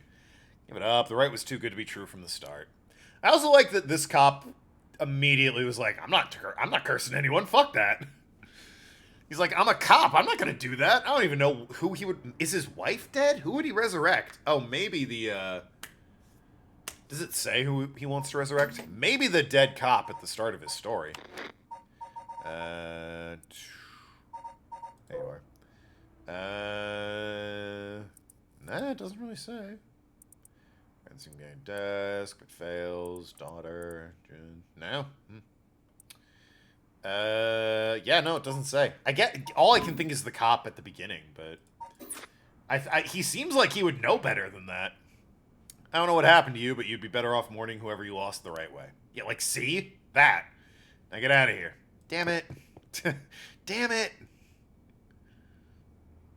Well, that was a close one, huh, boss? He'd probably be dead if he had activated his curse. Yeah, I'm not sure what, but something stopped him from his curse. You okay? You have another curse stone. Doesn't having another curse stone hurt? Yeah, the curse in this one's flowing into me, too. Oh, no. I saw what activated the curse of the foot-washing mansion, and the resentful memories bound to it. I see. I always thought it was one of the stranger of the 7 mysteries. Now I know why. This is sure something. What'd you see? We'll save that for later. All you need to know is that now this is a particularly powerful curse. We're lucky we took it from him quickly. File's updated. After servants. Curse. Kill by crushing one who hears the command wash. She was an accomplished onmyoji. Lash should not use her talents for the good of the world or the people, but for her own selfish pursuit of beauty. After a fierce battle, the woman dragged herself through the streets. It was something that gnawed away at her body. Will I die? I've already obtained what I need as long as I have this. Suddenly, a terrible realization dawned on her. Her legs wouldn't move. She fell to the ground. What happened? Surprised, she looked down. Her foot, once so beautiful and delicate, had grown ulcered and rotten. He got her. She was on the verge of death, covered in filth to boot, crawling to a nearby house, her breath caught in the throat. The curious residents opened it, but recoiled from what they saw.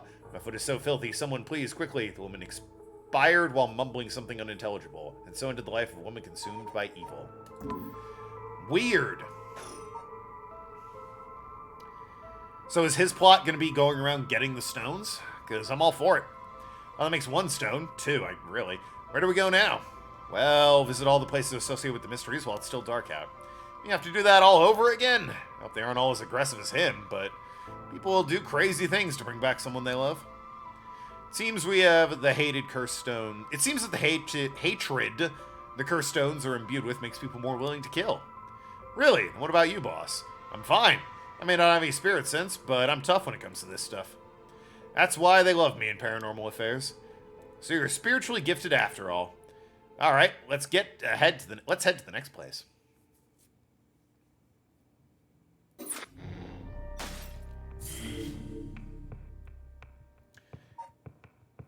It also gave me the option to curse him several times there without fully knowing. Like, some of the times it seemed he was telling me the truth, right? I don't know how vague misleading is, but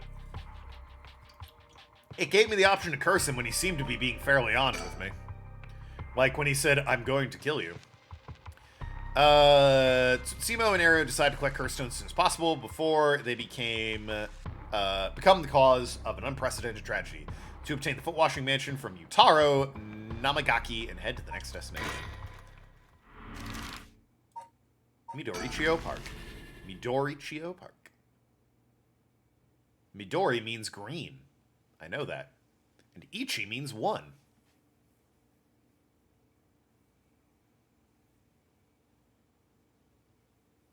Excuse me, sorry to bother you, but we have some questions for you.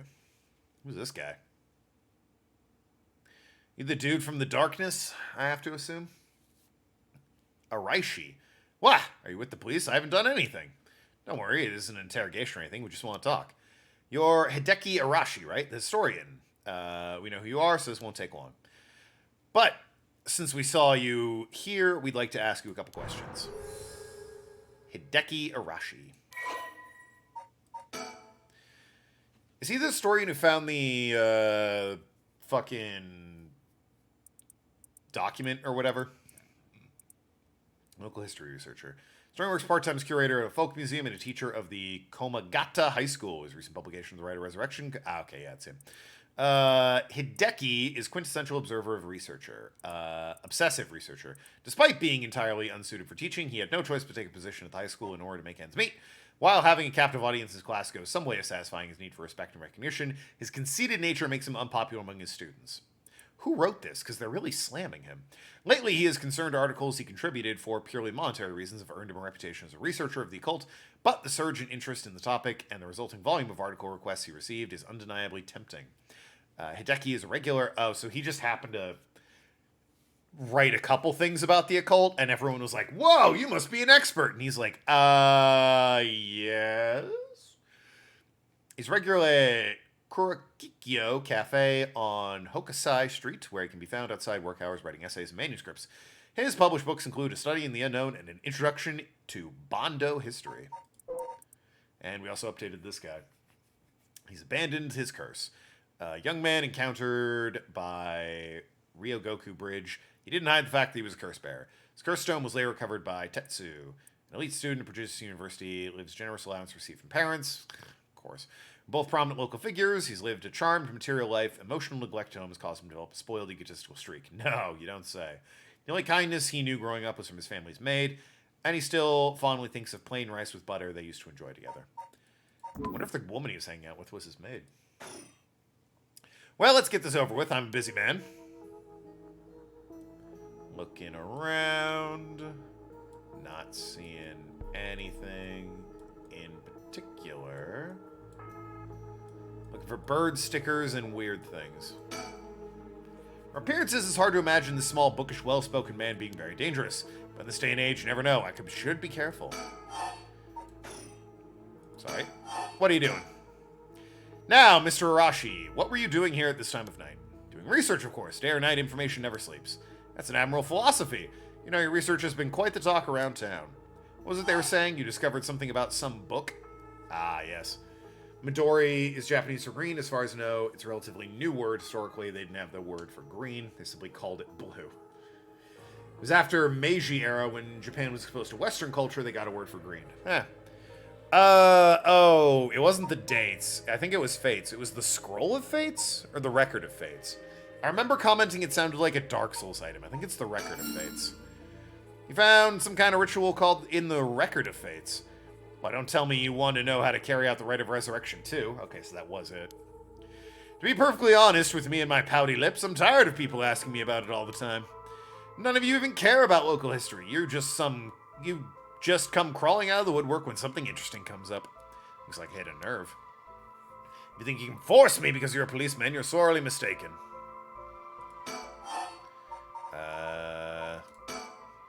Was the research you're doing just now also related to the Rite of Resurrection? Well, yes, that's right. Exactly what you're looking for. I have no reason to tell you that. You wouldn't understand anyway. Okay. About your research. Are you doing all this research so you can use the Rite of Resurrection yourself? You're a policeman. Do you really think people can be brought back to life? Everyone I meet. Pitiful. So you don't believe in the Rite. Whether it's real or not has nothing to do with my research. Such things are better left to the occult freaks. Or so I thought. Things changed. It has become necessary for me to pursue the Rite. You could have just said yes, dickhead. I pray now that it's real. What changed? I'm sure you can imagine the funds for my research. I received a large amount of funding for seeking the Rite of Resurrection. And if I find it, I'll receive a sum so great I'll never have to worry about money again. Oh, then that means someone is sponsoring your research. Is that right? So what if they are? You just said they were. You have no idea how hard we work to secure funding for our research. I have no interest in teaching those children. Listen to me, I'll tell you one thing. Those experts you see writing provocative books or spouting nonsense on TV to try and get popular, all of them are just trying to get the money they need to do their research. With how popular the occult is, saying something even remotely spooky can lead to big money. What? But I bought your book! The pursuit of the unknown begins with the first and foremost, belief. I was so inspired by that. I do appreciate your patronage. Unfortunately, however, the occult is not my true interest. The fate of the unknown is to be destroyed by thorough research and deep consideration. I mean, I suppose. Makes the world boring, though, if you know everything. No way, I can't believe it. You're surprisingly innocent. Then what kind of research do you want to be doing? I'm sure it wouldn't interest you, but to put it simply, the focus of my research is how historical accounts transform folklore over the years. Now they are passed down from generation to generation. Oh. That's kind of interesting. What does that mean? Due to human bias, the account of any event is inevitably changed by the person communicating it. This is not necessarily done with ill intentions. It happens when someone tries to fill in the gaps of a story that lacks detail, or when something's left out or abridged because of the story's length. If anyone's seen the Castlevania anime on Netflix, there's a great gag where the woman sorcerer, whose name I can't remember, she's part of a group called the Speakers, whose whole thing is that they speak oral traditions and history and pass down that way. She finds the Belmont Library and says, if I ever meet the guy who came up with the idea for the Speakers, I'm gonna kill him. Books are so much better.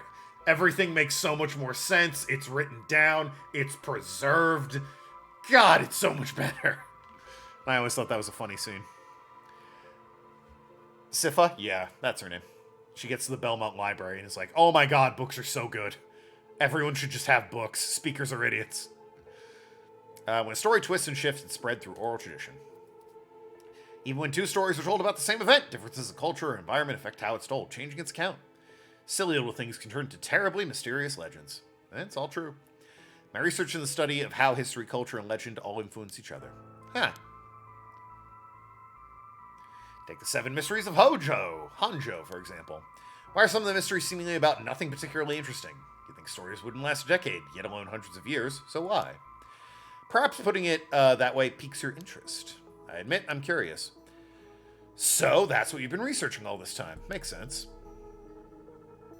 As I said, it doesn't matter to me whether the rites exist or not. If people in Edo period believe that was what was written in the Records of Fate was real, that's all I'm interested in. But I have to be realistic, the research I'd like to do is unfortunately not very lucrative. That's why I need to take some risks. Thank you, Jesus. This Record of Fates, where do you get your hands on it? Storehouse of an old private residence in the city, just as the public was told. I'm unable to be more precise due to an agreement with my informant. Oh. Well, in that case, I think we might have a guess as to what you're looking for. I would say curse stones. Because he already obviously knows about the 7 mysteries, so he's out here looking at it. So surely he's looking for cursed stones. And if I say cursed bearers or dregs, then I'm giving away that I might have one. Oral history is unreliable, pretty much for the same reason eyewitness testimony is unreliable. Memory is not reliable. Yeah. What? Damage! If you know about that, then calm down, no need to get so defensive. The last guy I showed it to tried to kill me, but I also knew he couldn't because, you know, the settings have changed. Imagine if I had turned the voices back on and he killed me. How annoying would that have been? Or how embarrassing would that have been? Do I show or hide? I'll keep it on the down low for now. We both want information, right? Why don't we have a nice friendly chat? You may say that, but I don't trust you. Perhaps you've already learned about curses. Perhaps you want to take my power away from me. No, that's not true. I almost revealed my hand. I'll say nothing else. So I'll be taking my leave. Hey, stop! I guess I should have shown him. He's so fast. Sorry, boss, he got away. Yeah, I should have shown him. Ah, well. Incomplete. Yeah, I got it. Thank you. I understand what I did wrong.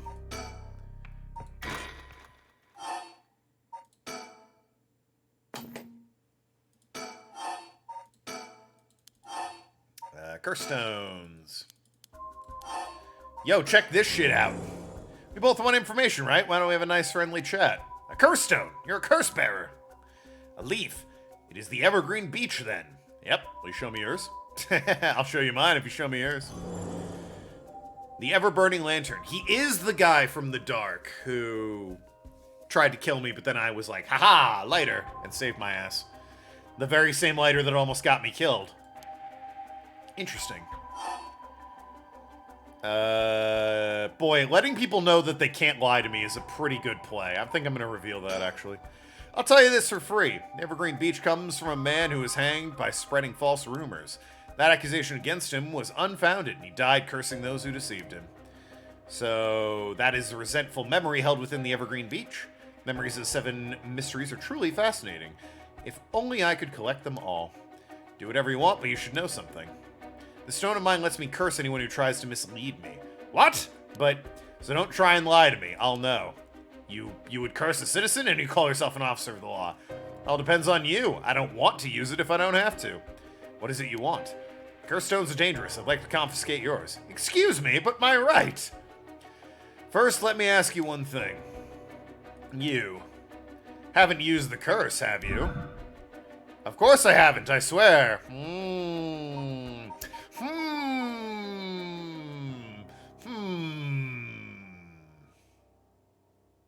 Well, now this is interesting, because clearly he's lying.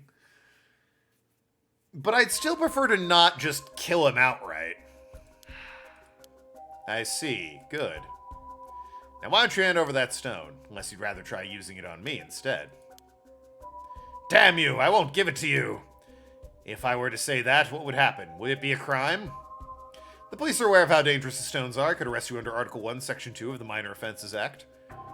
Or hand it over, and all you lose is your secret ability. Think of what would happen to your research if you were arrested. Ooh, played him. Played him. Like a fucking cheap kazoo. Fine. You can have the stone here. Have a burning lantern. A Burning lantern. Kills by disembowelment. One who finds themselves trapped in the darkness of a curse echo. When Hanjo was filled with samurai residents, the spies of the shogunate lived amongst townspeople to keep an eye on things. The Soba cart in the south Waragishu served as one of the outposts. They would communicate to each other in code by turning the lantern on or off. Tonight at 4 a.m. meant that someone would be having the last soba of their life, and their belly would be sliced open the next night. An unfortunate incident occurred in which a man attacked a woman in a bout of fury. He regretted deeply, even declining to invoke the right to defend his honor. But the deed was done. Still, he could not escape it. His rage at having been used by his daimyo boiled over, turning it into a grudge he would never forget. Nearby, he saw a lantern quietly glowing in the night, and when the sixth bell rang, the man cut his own stomach open. Since then, the lantern could be seen alight before the silver cart had opened, and would flicker out suddenly even when there was no wind blowing. As this unsettling phenomenon continued, rumors surrounding it grew, and soon all were convinced it was the man who cut open his stomach visiting from beyond the grave. Well, it sounds like it is, but now it's mine, bitch. Good choice. Look forward to seeing how your research pans out. All right. Would you tell us everything you know about what's going on? If you help us out, we'll give you all the information we've gotten so far, or gotten after we solve the case. What do you say? In that case, will you tell me about the resentful memories of the 7 mysteries? I believe they are the key to the secret hidden in the records of fate. Sure, why not? I'll learn about them as I collect the other curse stones. This guy's walking around with 3 curse stones. Good lord. Thanks to you, we learned a lot from him. I wonder, and the mysteries and the rites are all public information. Kept everything he knows about other curse bearers and the source of the curse here hidden. I was hoping he'd at least give us a clue about how to beat these curses. I mean, we've got 3. Admittedly, I started with 1, but hey. I see, then we should be more aggressive next time. Really make them spit it out. And by we, I mean you. I guess he wants to save this curse. He wouldn't have told us anything no matter what we asked. But now we know where he hangs out, so we can always send someone after him if need be. Right, got it. Got it. I was surprised to hear there are actually 9 of the 7 mysteries, though. It's 2 extra curse bearers we have to find. I guess I have 1, right? Okay, so, hold on. Yeah, 1... Oh, that's the 7 mysteries. My bad. Yeah, so 1, 2, 3, 4, 5, 6, 7, 8, 9. And possibly a 10th. That might be the ritual, though. I feel this guy's story can be very different when we're cursing these guys without remorse. Yeah, probably. I might do that for, different branching paths, because you might have to do that to get the full story here. 2 extra curse bearers we have to find. Confiscated 2, so there's 6 more. They could be anywhere in this town. You have to find them fast, or they may start using the curses. No, I think we're already too late. I didn't tell you this, but there were some soul dregs in Namagaki's curse stone. Really? He's already killed someone with it. It's not much, so it probably wasn't a curse bearer. Shit. Well, we know who did it. We can make arrangements to take him into custody. We'll have Paranormal Affairs pick him up tomorrow. For now, we'll continue our search. Right, on to the next place. We just have to cross them off the list one by one.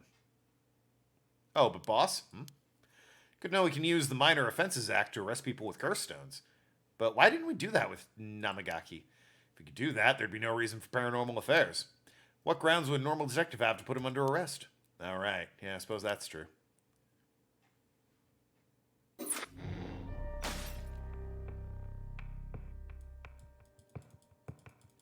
Nothing to be had there.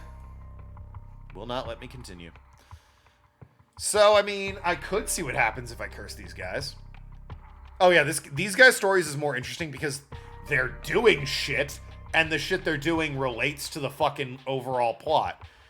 The first 2 for the mom here and the detective, I mean, I'm sure it will relate later, but fuck, it's just them talking and not doing anything. I might see... What happens if I do... curse, like, from the beginning? Questioning. Like, what happens if I curse this guy? Thanks for cooperation. I'll be asking you a few things. What's your name?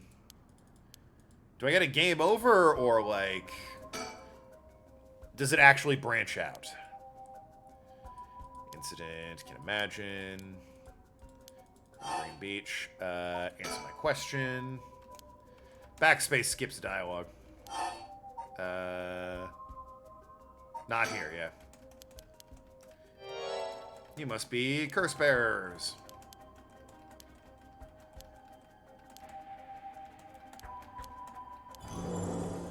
washing. Speak as equals. Yeah, I'll let him play along until he actually threatens me, and then I'll get him.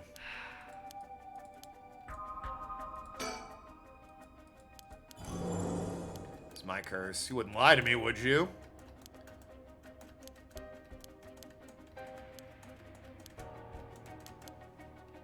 Let's talk. Lost the upper hand. What's trade tricks? I'll be honest with you. I want to bring back. I'd like your assistance collecting the dregs. Can't help. I'll let the two of you go as well. A threat? No. Bang. It's your final warning. Bang? Oh, yeah, he's not lying during any of those. Interesting. So it really only doesn't work. It does not work if he's not lying. Interesting. So can I get him in a lie? We're just experimenting right now. I'm going to try and get him in a lie. And then see what happens. So what do I know is a straight up lie from this guy?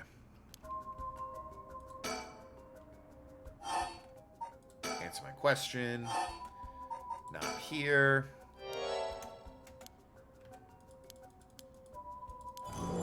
Okay.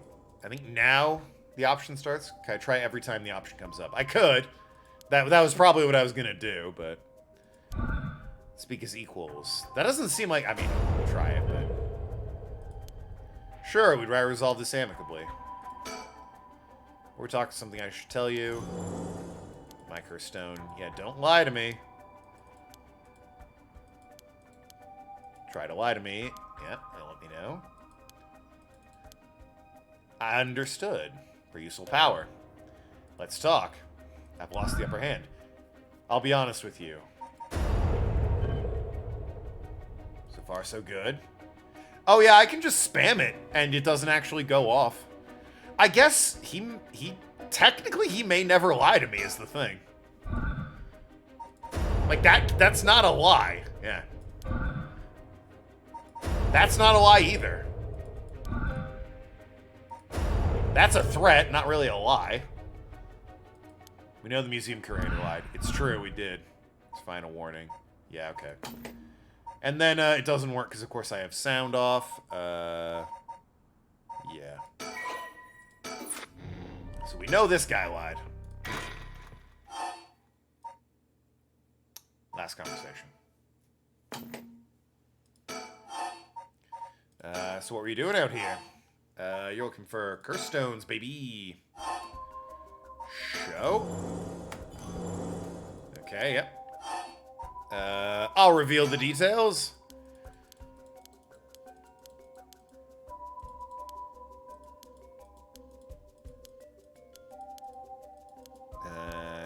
Let me ask you one thing. You haven't used it, have you?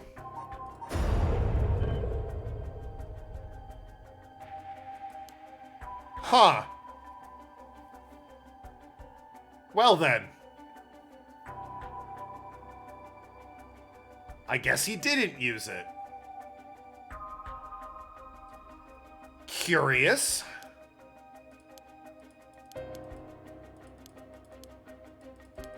I think that was the only time I could hit him with the curse, right?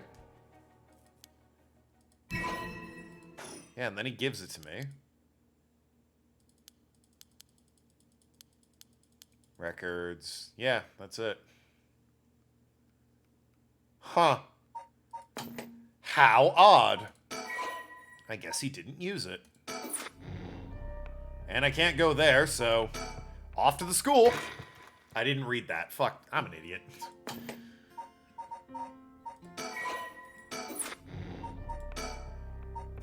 The information they gained from the spirit board suggests Onamichio's death was not suicide. When they continue to press the spirit board for location of the rite of resurrection, a curse echo suddenly appears. 1 week ago.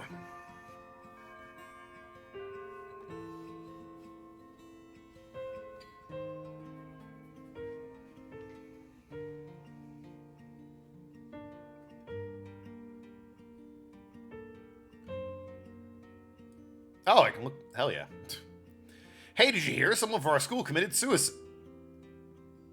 I don't think the music matches. What? Really? Who? Heard that it was Onamichio from Class C. The end conversation with the detectives will be different if they won't arrest him knowing he didn't get those soul dregs. Oh, maybe. You know what? Fuck it. Let's go see. We're still in the research stages. Resume. Conversation. Just so I can, try and curse him. For curse stones, blah, blah, blah. Show. There's his. Reveal.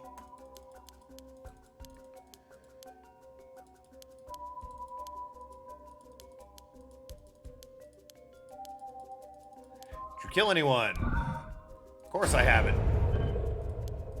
Good. Interesting.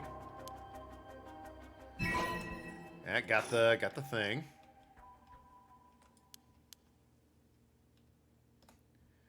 He wants to save. Wouldn't tell us. I'm surprised here is actually 9. 2 extra care spares. Let's get 2. Have to find them. He's already too late. And tell you this, there's some soul dregs. Oh. Maybe he doesn't use the curse. Even like if I click it, he refuses to use it.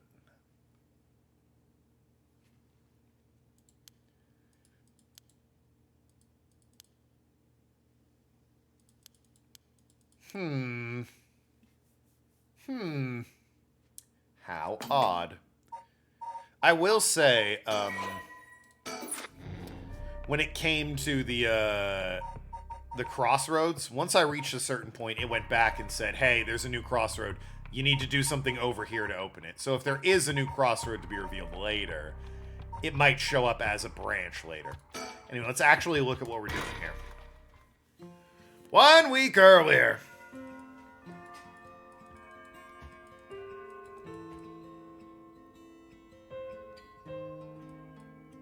It's me, Yakko Warner.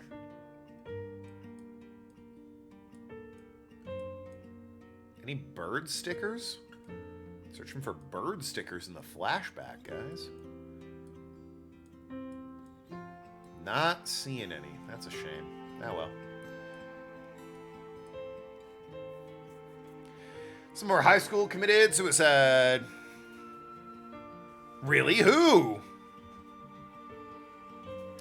Heard it was Onamichio from Class C. Or Class C. No way, Onamichio. Bird stickers. She's been acting pretty strange lately. Well, she's been pretty dead lately. I still can't believe it. Just saying. Did you hear about Onamichio in Class C? Yeah, she seems like a stereotypical honor student in her first year, but she stopped showing up to class and her grades started dropping after her 3rd semester. She offed herself because her grades are bad. No fair. I'm gonna eat some pretzels real quick, don't mind me. Thinking about practice tests makes me want to die too. Anyone who cares about tests and score, grades, blah, blah, blah. High school. It sucks.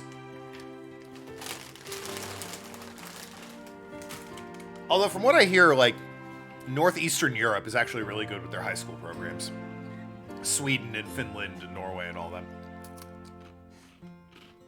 Compared to the rest of the world, I mean. They still test very well and aren't crazy pressured upon by society like Japanese students. I say her new stepdad's a total jerk. Oh no. Really? How so? He'd peek on her while she changes and couldn't keep his hands off her. Fucking gross. He's next con. If she resists him, he gets violent. Ew. That is scary. I mean, I'd kill myself too. I'd deal with something like that at home.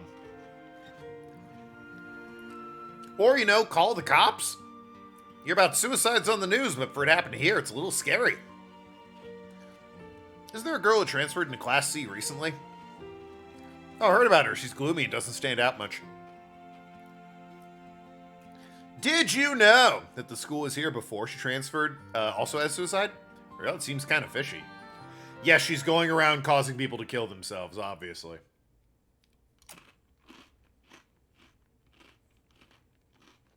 Oh! That's the teacher. Jinochi. Ahem! There might be some of you already know, but a member of our class, Onamichio, passed away last night. Calm down. I know this comes as a surprise, but please keep quiet. The cause of death is still under investigation, and there's nothing we know for certain at the moment. Detailed investigation reports will come from the police, so please don't go spreading any rumors. Got it? Sending everyone home for today. No dilly-dallying on your way. School will be off tomorrow as well. Hey, you, stop celebrating. Show some respect. Yeah. There will be a memorial service scheduled next week at the school assembly if anyone wishes to pay their respects individually. Several days later. Yakko. Ah! Sorry to bug you. You seem a little different from your usual self. Hope I'm not being a nosy.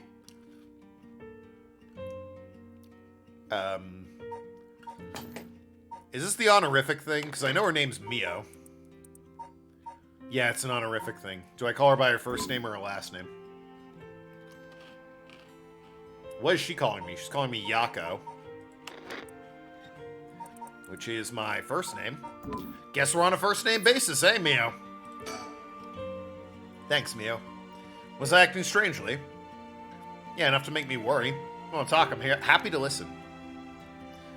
Yeah, this is perfect timing. There's actually something I want to ask you. Yeah?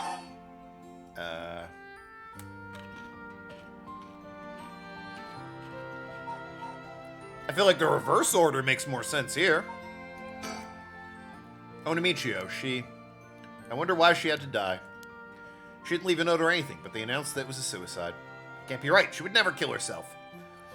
Pouty lips! Michio was so happy. She always looked on the bright side. She loved coming to school. She always knew... I know she was going through some hard times, so for her to kill herself. I never got a chance to speak with her. She was often absent from school. When she did come in, she looked depressed. You're right.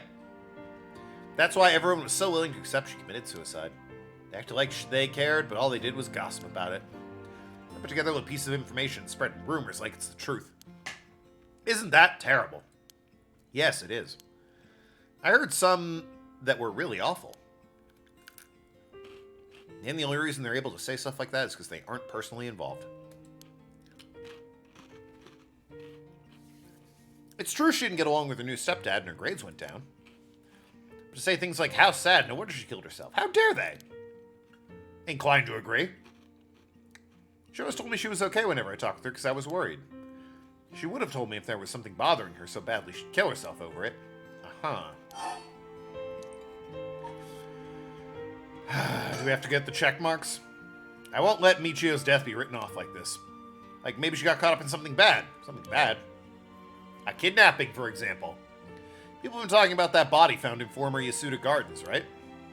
Some are saying this town is cursed or something. There has been a strange feeling around things recently.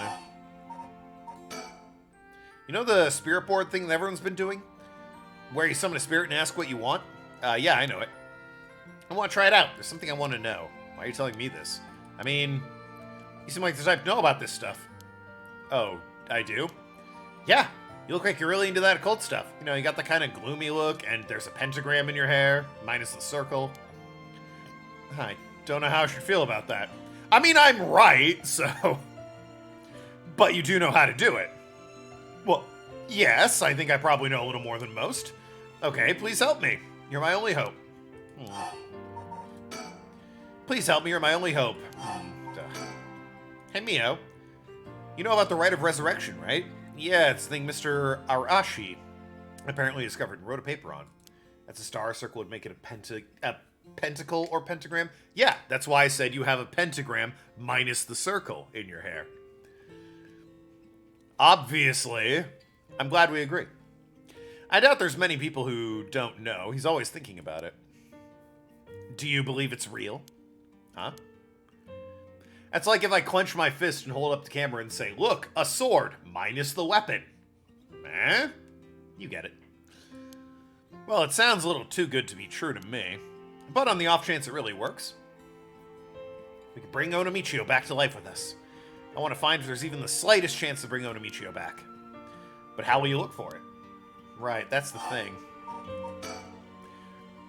the thing you wanted to ask, is it? Yeah, I want to know the truth about Onamichio's death. And where the rite of resurrection is hidden. I see. I don't know if getting the answer to those questions will be as easy as you hope. Please, teachers and police aren't any help. There's only so much I can do alone. There's even the slightest chance, then. Well, okay, if it'll make you feel better, then I'll help. Thank you, Mio. Tomorrow after dark. Well. Ain't that some shit? 12 a.m. Class 2C. Yeah, we were Ouija boarding in the classroom. And, like, didn't she fall out of the fucking sky in the first story? I think she did. Or no, she jumped the fence in the first story. Huh? Ah, are you awake, Yako? What happened? You can't remember? Let's see. We used the spirit board, and I suddenly heard something like a weird voice. And then I passed out. As far as I can tell, you aren't experiencing any negative effects. I think it was mild shock from how sudden it was. Huh. Ah, was everything okay with the spirit? Yeah, it was almost bad, but I got to leave. More importantly, what is that thing you have in your hand? My hand? My hand! What the heck is this? Looks so freaky. When did I get this? Fool's procession. So much anger and hatred held within. It's like little tools were used for ancient curses. That's so scary. Yako, you just said you heard a strange voice, right? Could you tell me what you heard? Anything you can recall? I think it might be connected to that object. Let's see. I feel like it was at the bottom of a dark place. Then a voice felt like it was echoing in my mind.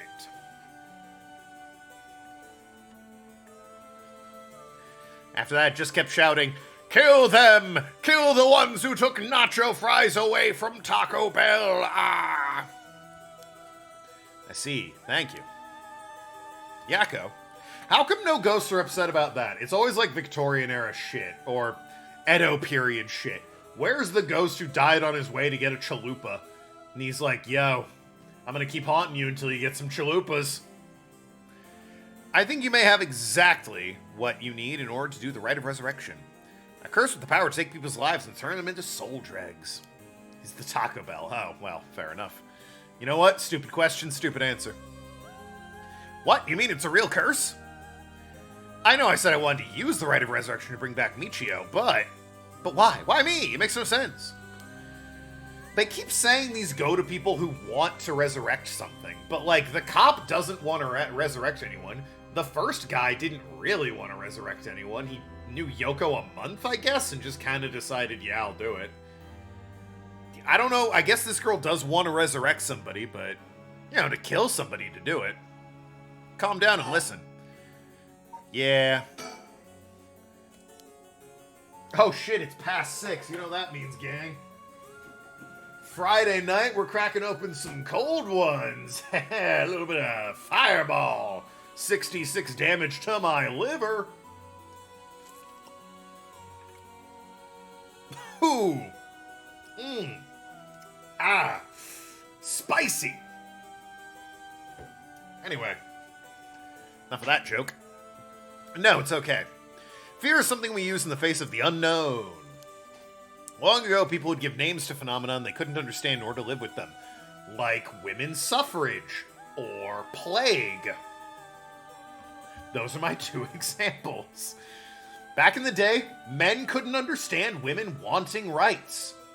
And you know what? The whole thing's a mess. Why would you want to be a part of it? I guess if we're all going down, go down together. But, like, it's a shit show. It's like watching it's literally like watching a burning, sinking ship and saying, I want on that. Good job, women. Welcome to the world. It sucks. Remember when we treated the vapors with heroin? Bet you missed those days, huh? I miss those days. I wish I was a woman that could get free heroin for being dizzy. However, modern-day development in science and culture have pushed for the rejection of things that can't be measured. And so, the paranormal has been treated like it doesn't exist. But, they've been around since long, long ago. If you just understand, you can see that there's nothing to be afraid of. First, calming down is the most important. Accept the reality for what it is. Huh. I only really gave this stuff a shot because it was popular, but you really do have a connection with this stuff, don't you? Well, I suppose to an extent. She's so modest. Hey, Mio, what do I do? Where do I start? Am I cursed? Am I going to die? It's okay, I'll take care of the curse. So it does seem like you can just hand over the stone and the curse leaves you, hits the other person. So that's interesting. That's why I'm here in the first place. What? Duckface. Trust me. I'll take care of things. It'll be alright. Thanks. I was the one who dragged you along to do the spirit board. It's fine. You're desperate to find a way to help your friend. But spirit boards are dangerous. You have to take them seriously. So I'm glad you invited me. Alright, let's review everything we've learned so far and think of how to move forward. Okay. I can't look around for stickers, you bitch. About the curse. What is this curse? Am I cursed? Well, I've only looked into it a little. I wouldn't quite say you're cursed. It's more like you've gained the ability to use the power of a curse.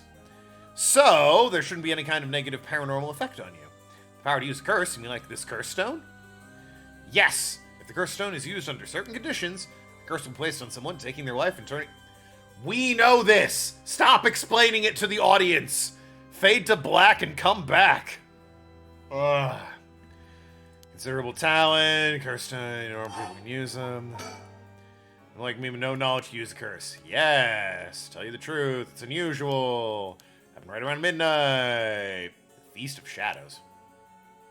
Okay, you got me with a new one there. This type of spell that temporarily boosts the potency of the supernatural. It also has the effect of making powers of certain curse echoes manifest more easily. Judging by its strength, I'd say it probably covers about 3 to 4 kilometer radius. 4 kilometers is big enough to cover all of Sumida City. Yes, I think the Feast of Shadows was used to cause the resentment lingering in the area to manifest curse stones. Someone did this, but who? I don't know enough to say. So someone cast a spell on the city, and that's why resentment is strong enough to become a stone? It's likely it was done by someone who wants to uncover the rite of resurrection. This isn't happening. This isn't something to happen naturally. I see. That actually was interesting. Of course, there's more, and I didn't get a check mark.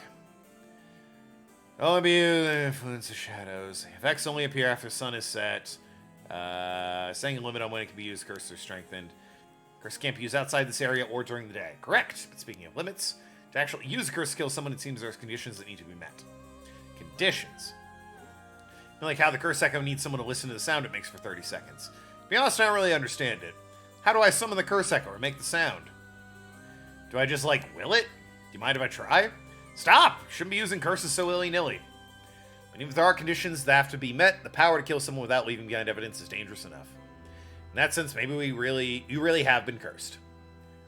I'm sorry that you got wrapped up in this situation, even though I'm here with you.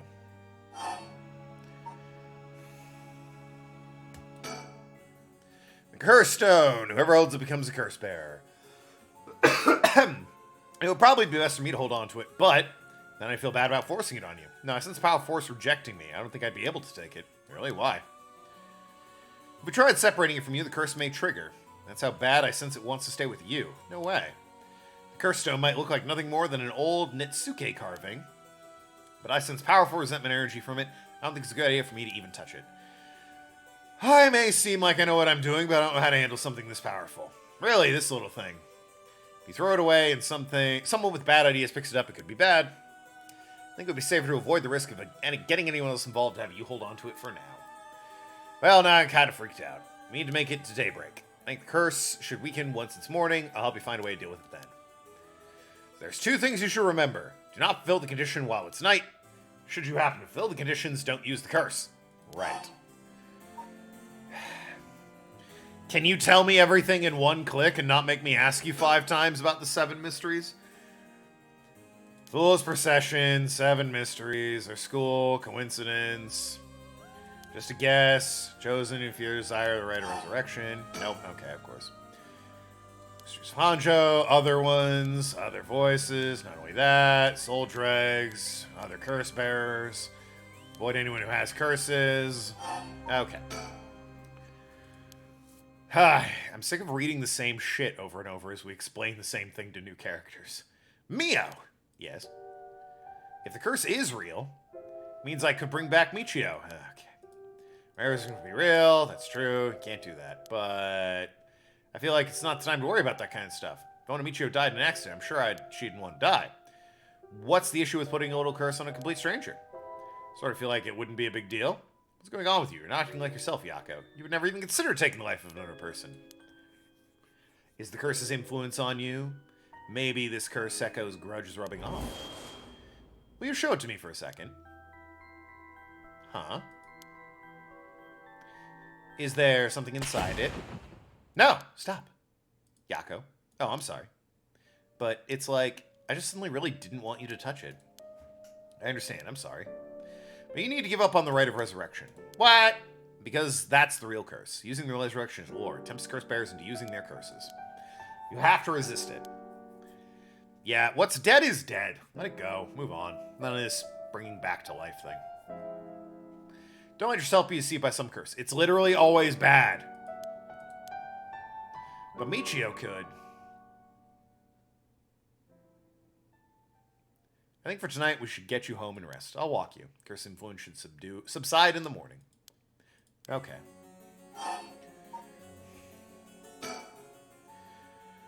Telling you need to give it up. Yeah, we just had this conversation. It's not simple, it hurts, focus on surviving, great danger. Okay, let's get going then. Take the same route we took to get here. Right. We'll be fine, right? There's no one else at the school, is there? I think so. Night shift manager shouldn't be patrolling this late at night either. Ah! Why'd the lights go out? Uh-oh. Mia, are you okay? Oh. Not a fan of this.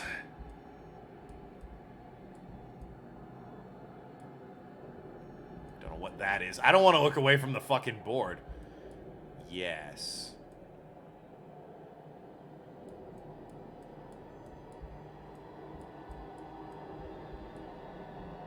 Something like swished past and I got really startled by it.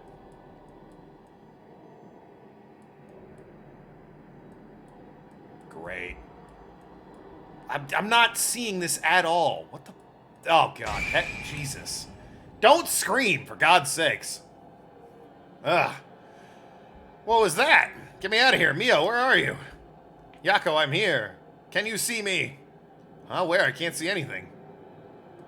I have to keep looking? You gotta be having a fucking field day. Oh, there you are. There you are. This way, over here. Be careful, your field of vision is being limited. Right. Why is it being limited? Okay, well, that happened. Escape from Komagata High. Also, I got a text during that, which also spooked me out.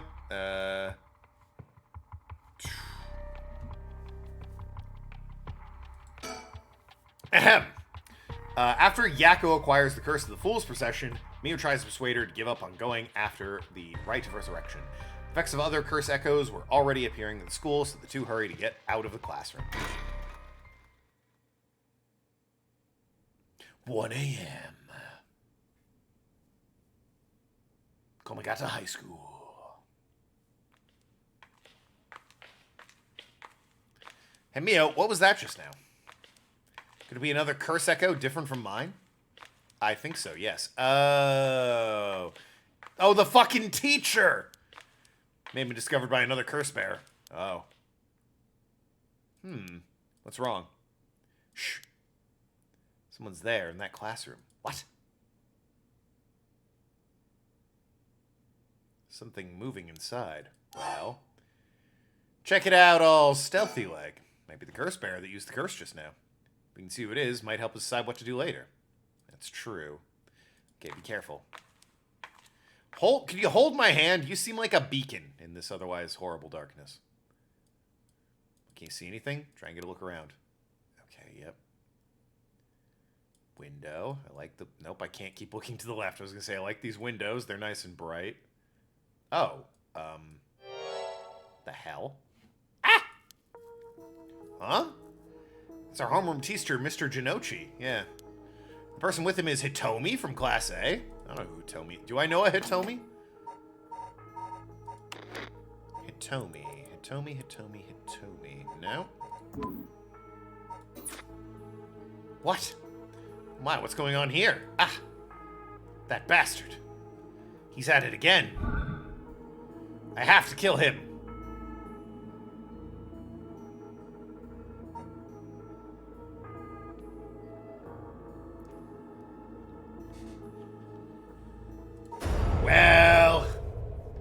Well. Hey. Die, Mr. Jinochi. What is this sound? Yako, stop. You'll kill Hitomi, too. I have to do something. Hey, over there. Who's there? I was seen. It didn't work. Run, hurry. Yeah, that one's not great. It's probably a branching moment. I gave it a try. Gave it a college try. Let's see. Jinochi. Teacher of homeroom, 2C. Was seen alone with Hitomi late at night. He was an honor student, top of his class back in high school, apple of his parents' eye. He was placed under immense pressure to attend first-rate university. Family's pains came to naught when the pressure caused Koei to sink into deep depression. That's his first name. And fail his entrance exam. Even if the university was able to enter, Koei struggled to keep up with classes, leaving him in vain but wounded young man. Never aspired to be a teacher, but figured it was the least he could do with his talents. He considers his students to be beneath him and largely looks down on them all. What a cool guy. Hitomi, a rebellious student. On the rare occasion she does show up to school, she skips all her classes and spends time hanging out on rooftops with fellow troublemakers. Hitomi is regarded by teachers as one of the worst offenders among delinquents attending the high school. A fairly ordinary student when she started high school. However, trouble at home in the first year had taken a turn for the worst. Being associated with a group of delinquents from other schools. Not other schools, with whom she wandered around town with at night to avoid returning home. Warnings from teachers about dress code, conduct violations falling on deaf ears. And yeah, we know you're struggling at home, but make sure you're fucking wearing the skirt correctly. Fuck you. Recently, breaking windows and disrupting class. Some teachers have taken to using harsher measures and even corporal punishment to correct Hitomi's behavior. This has only served to exacerbate the atmosphere between Hitomi and the school. Yeah, no shit. Hitomi is widely regarded as the leader of troublemakers at the high school, but the title doesn't mean much to her. Eh.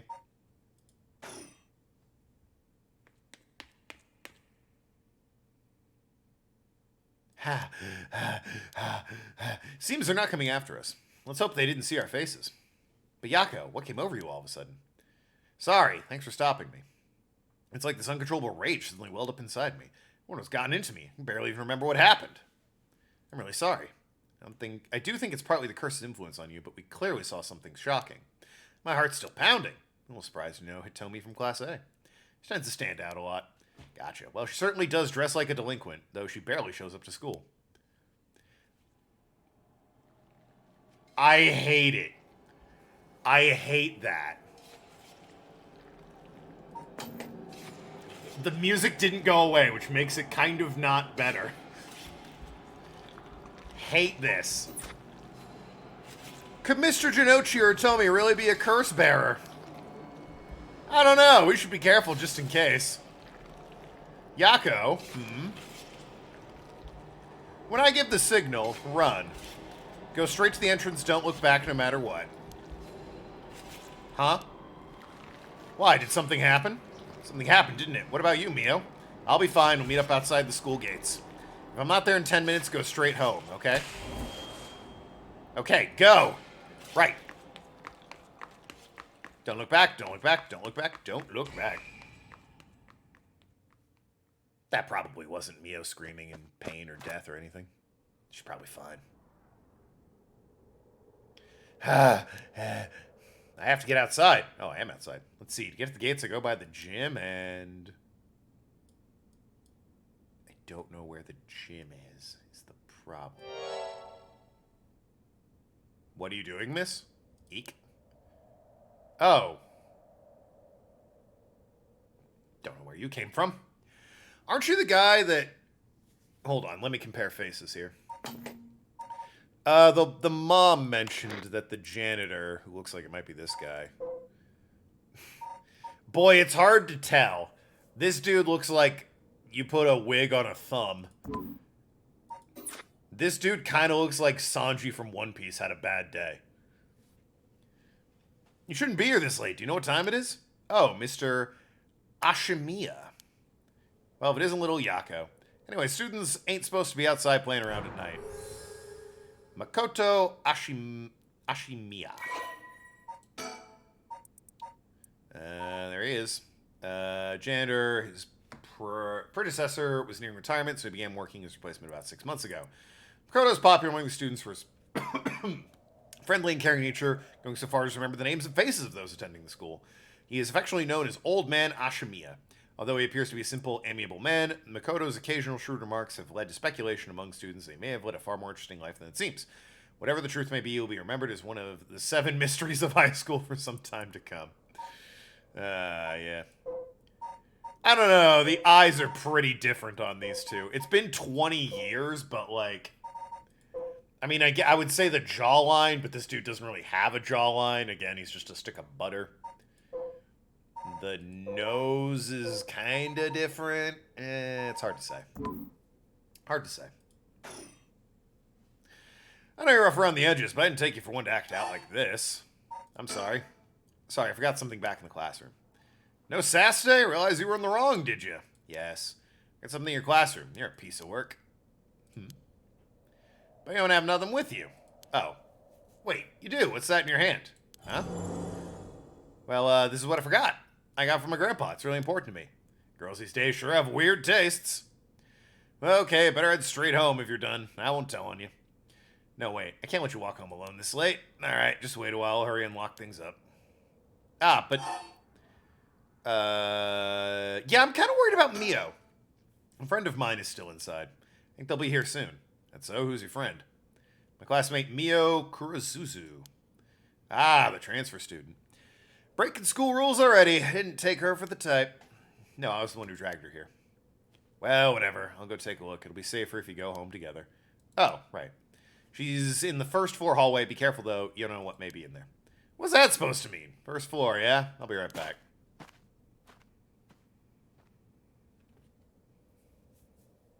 "2 a.m. Should I wait for an hour? Surely not. She said go home in 10 minutes.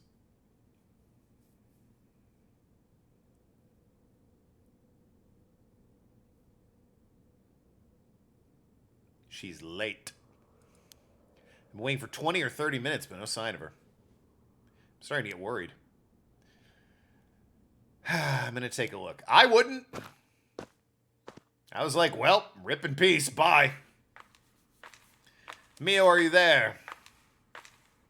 Terrible idea.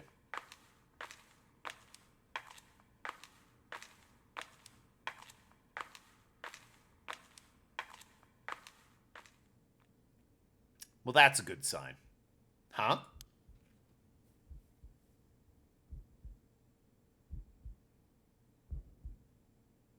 Oh, you want me to look, don't you? Yep, they sure do. I'm just going to look all the way down. Thank you. Okay. We're good. We're fine. We're doing great. Making me do it. Ooh.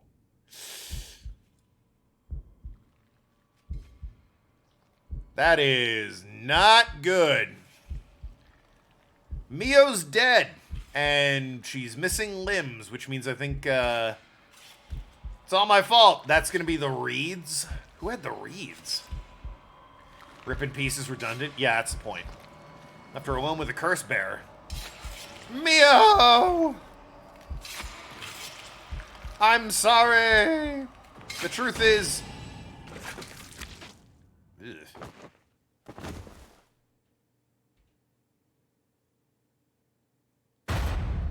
Huh. So I'm just supposed to go without checking on her? Seem to arrive at a less than favorable result. There is someone who must not be trusted. Sounds familiar, doesn't it? If so, you may choose to withhold important information. Oh. I guess the janitor. Oh, he could be a curse bearer. That never occurred to me. Or not, you may try as many times as you like from the event in question. Very well. The other would be... The only other choice in that entire chapter was sneaking past. Oh, yeah, I mean, obviously it's him. Without checking in on the room. Yeah, I'm nothing with you. Oh.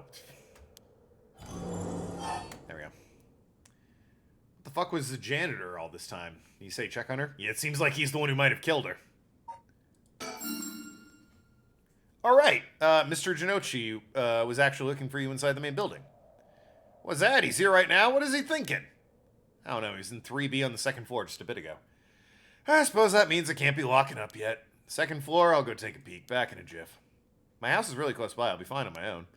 That so? Ah, the snack shop, right? Suppose we'll be fine then. Be careful now here. Stay on the big, well-lit streets. If something happens, shout fire. Okay, you worry too much. Well, we wouldn't want to be losing any more students. Though I imagine you know better than anyone. Yes, you're right. It seemed like the darkness was chasing, but the darkness curse... Let me see if I can check real quick. Files. Read the delinquent girl. Teacher curses for the memo of how she died. Different teacher. That's not the historian who had the lantern one. Or the clacker one, or whatever it is. Whispers of the Canal. Yeah, okay, that's the one I started the game with. That's the one I have.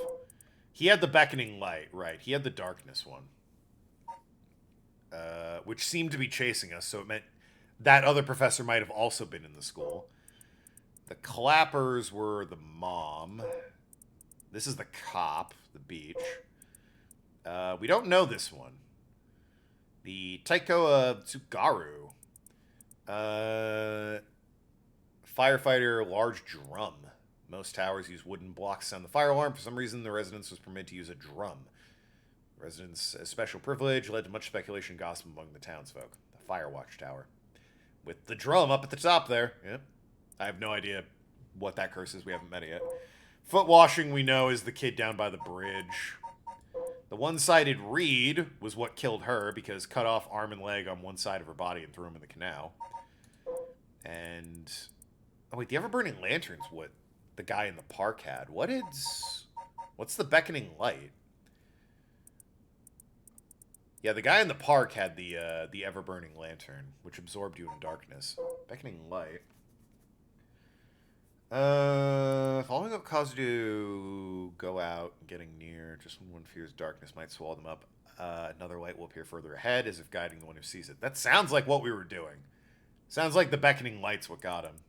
But she definitely died due to the one-sided reed. Interesting.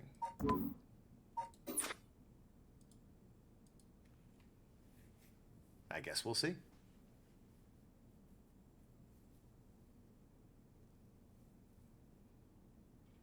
Mio's late. I'm waiting here for 20 or 30 minutes, but there's no sign of her. Huh? There's someone coming down the road. Oh, look who it is. That's... oh no, a teacher. It's Mr. Arishi. Arishi. He looks on edge. I wonder what he's doing. Wait, he's the one who discovered the rite of resurrection. It wouldn't be strange for him to be involved with these curses. Wonder if he has a curse stone. What do I do? It's way past 10 minutes, and Mio said she'd be here by now. Managed to escape. I can't let that go to waste. I need to get out of here before anyone sees me. Alright, so fuck it, I guess. No choice, even. 2 a.m.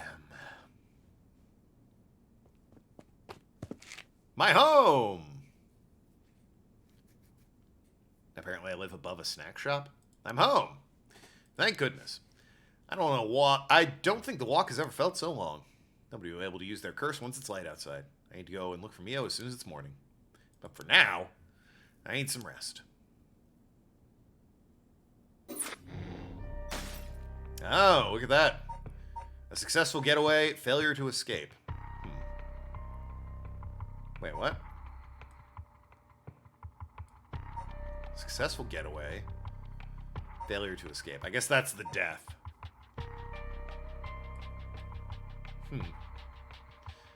Well, back to the mom, I guess. Lacking anything else. So, what next? The question is what the rest of the curse bearers are up to. Luckily, the Sumida River is a good distance.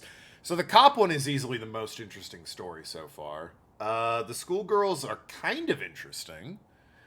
I wish it was I knew a little bit more about it. This one continues to be the least interesting because it's just these two talking the entire time and doing nothing. Luckily, the river's a good distance from the 7 memories. I'll let her come over here, have a moment to think. I see. All right. Excuse me. Are there new stickers, though? Couldn't do cop story? No, it's still grayed out. It's all static on the TV. Oh, yeah, that's the woman that was hanging out with the bath feet. Where'd she come from? It's like she appeared out of nowhere. I didn't mean to startle you. I'm terribly sorry if I've gotten the wrong people, but would you happen to be curse bearers? Well then. Curse bearers? What's that then? Someone who's gathering souls for the rite of resurrection. You have heard of the rite of resurrection? Yes, everyone's talking about it. Color me intrigued! Care to tell me, miss, what was your name? Silly me. I'm Ayame Tano. Do I know that name?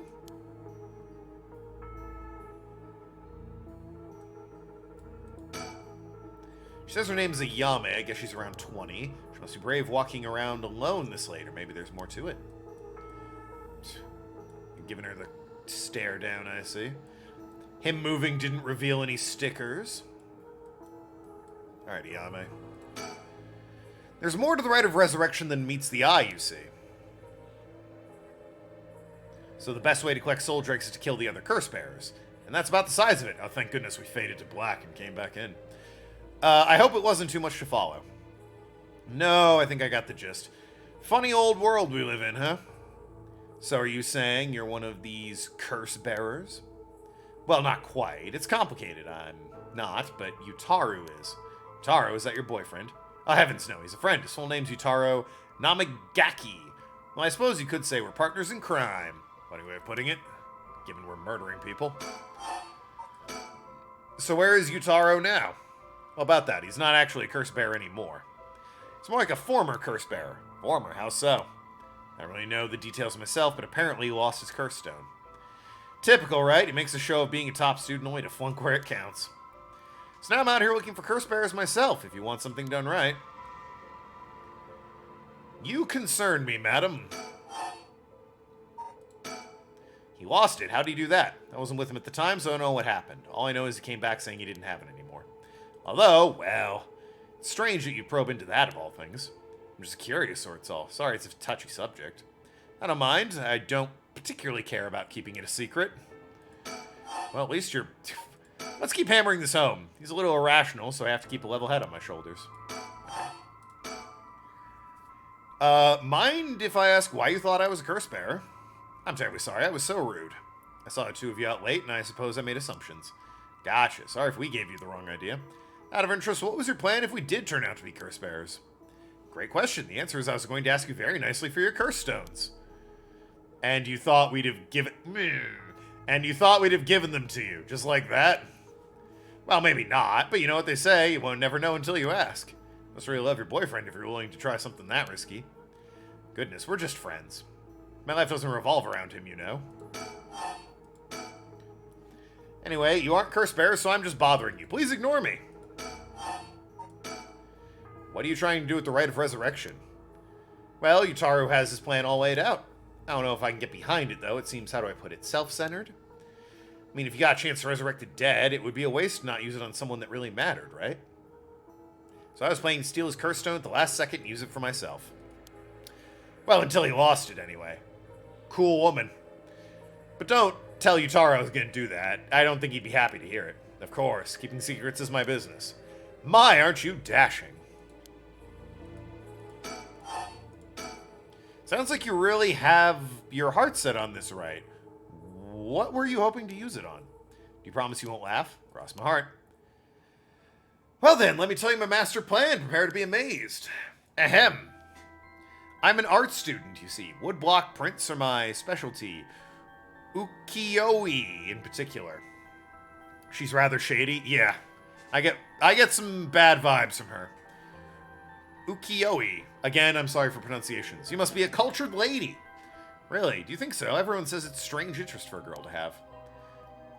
You know, people often think of ukiyo-e as some inaccessible high-class art form, but it's totally untrue. Back in the Edo...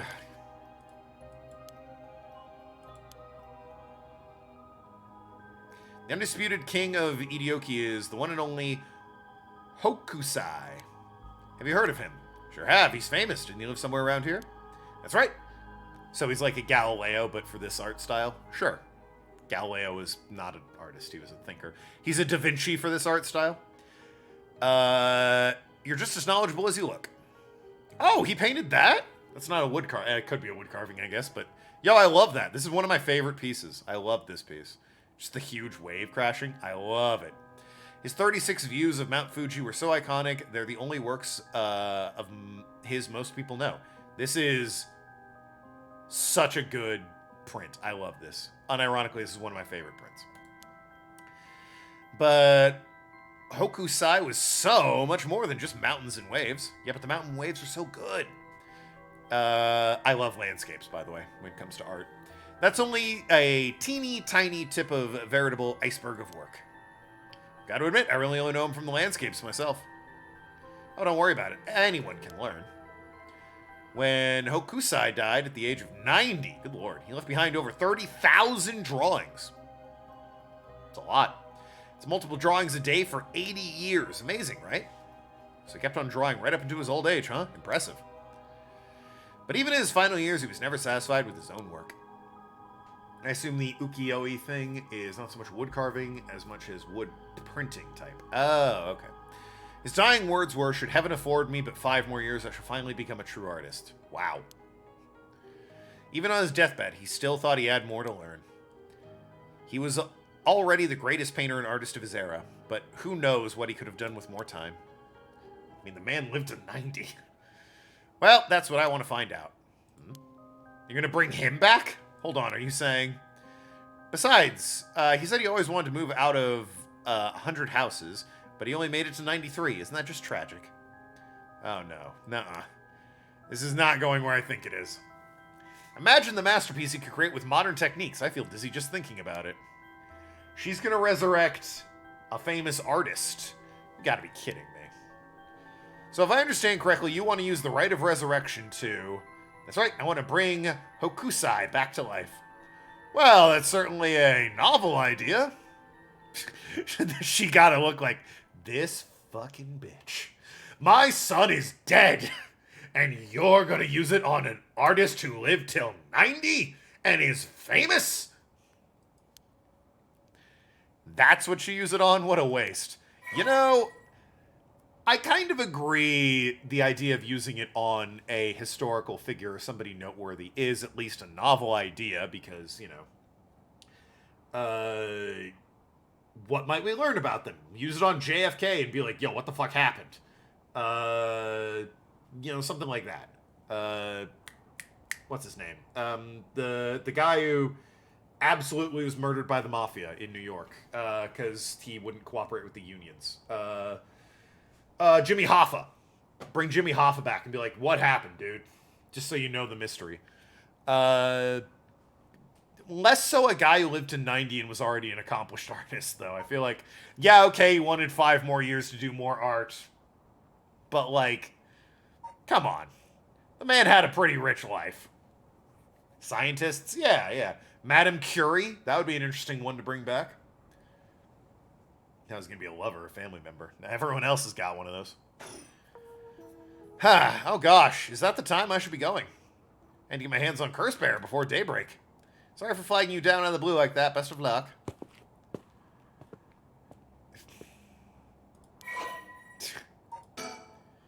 There it is. Young woman, her love of... is so great she wishes to resurrect him. Clever but calculating university student only has time for her own interests. She's making the best of recent boom in popularity of female university students, incited by the appearance across TV commercials and radio programs. Ayame is content to ride the trend so long as it allows her to get her hands on whatever she needs and wants in life. Recently, Ayame has figured out that older men will fall for her if she acts a bit stupid. So she's smart, is what you're saying. She was approached by Namagaki in town, and although she was not attracted to him, agreed to date him because his family seemed rich. However, she does not think much of him as a human being and is beginning to grow bored of their relationship. Damn. Tell it like it is. Do you think Kira would still be radioactive if you brought her back? I would hope not. I would hope whoever you bring back is, like, peak health. Bring back historical figures makes a certain amount of sense, but a random artist who lived to ripe old age is plain done. Well, he's not a random artist. The piece they showed is famous. He's quite a historical figure, a very renowned artist with recognizable works. However, it's not like he was brutally cut down in life or anything, or died young due to disease. The man lived to 90. All right? In terms of, like, if there's a queue for resurrection, he's not towards the top, is my point. Like, Anne Frank is probably pretty high up there, don't you think? Well, there goes trouble. If we're going after curse stones, we should keep an eye on her. 2, if we can. Why do you say that? Before she left, she wished us best of luck. She's got at least an inkling that we're curse bearers. My. It's a good chance we'll clash sooner or later. We're all after the same thing, after all. You head on back to the mansion, ma'am. I think I'll trail her for a while.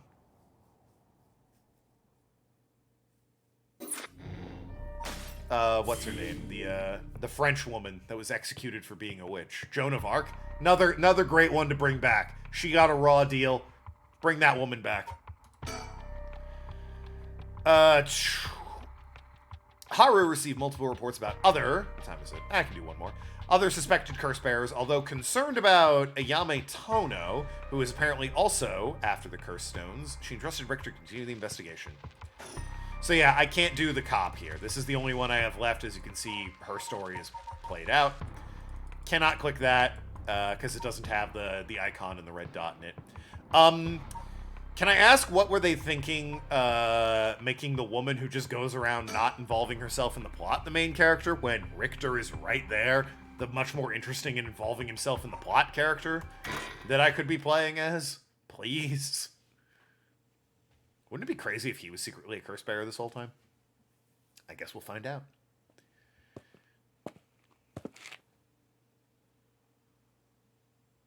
Back here again. I left Richter to continue looking for curse bearers and came home alone.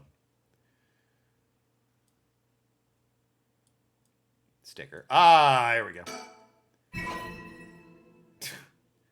Why are so many of them bikers? Number 5. The ostracizer. Shut the fuck up. Like, it's got the horns and the seat and everything. And there's this one that's got the jacket and the look, it's got horns and a fucking engine. Are they all bikers? What was the flamingo one? No, that one's just, like, got rope and is gonna hit somebody in, like, a schoolgirl uniform. Pink Punisher. Makes it sound like maybe bondage? I don't know.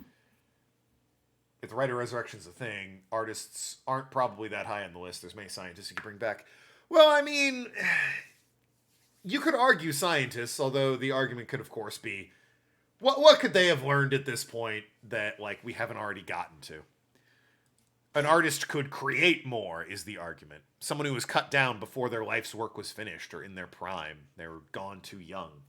Someone who gave something to the world and had more to give. Another brilliant mind working on things would be great and all, but is that more deserving of someone who would give us, you know, like, the Big Bopper who died on the airplane when he was, like, 27? Would that be really more or less... Like, he gave great music to the world. Is he more or less deserving than a guy who lived to 90? Or someone who was good at science? Philosophical questions. I guess I can wait here and look at my surroundings. She talks too much, though, so I don't care. Okay, well, I clicked anyway.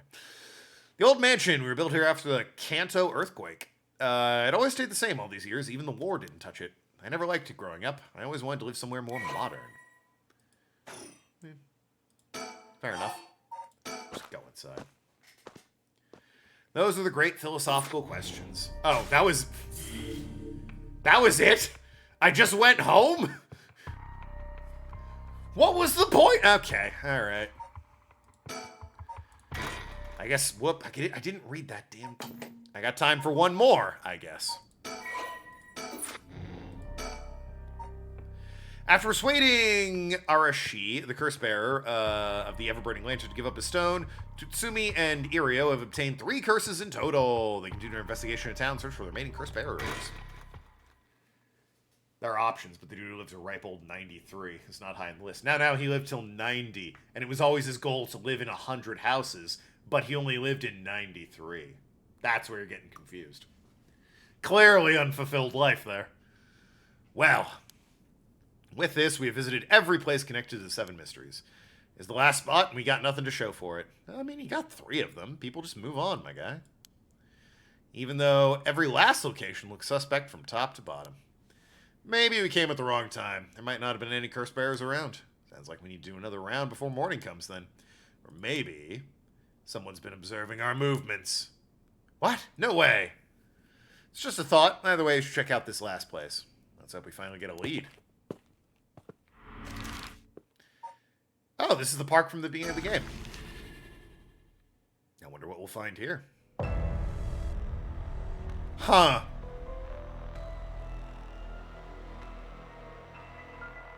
Well.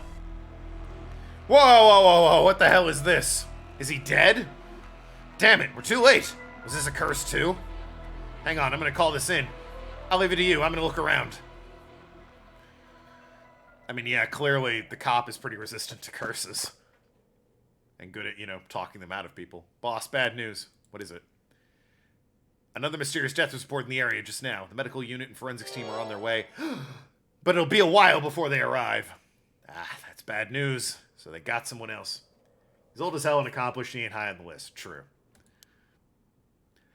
I do think I'm not qualified to say who's the most deserving of resurrection or anything, but I do think I'm qualified to look at someone and go, nah, they had a good life. In fact, I wouldn't be doing this.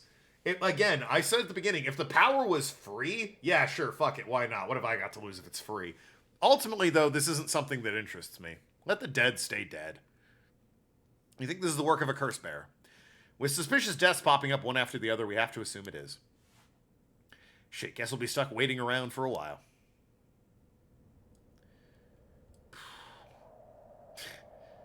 Quit looking at me with your big old eye.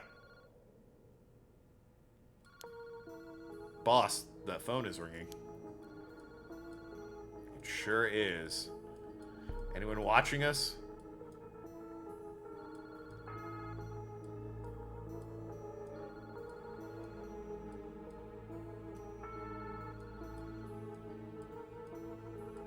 At the protag from the intro? Yeah, it is. Doesn't look like anyone's watching us. Rooftop check real quick.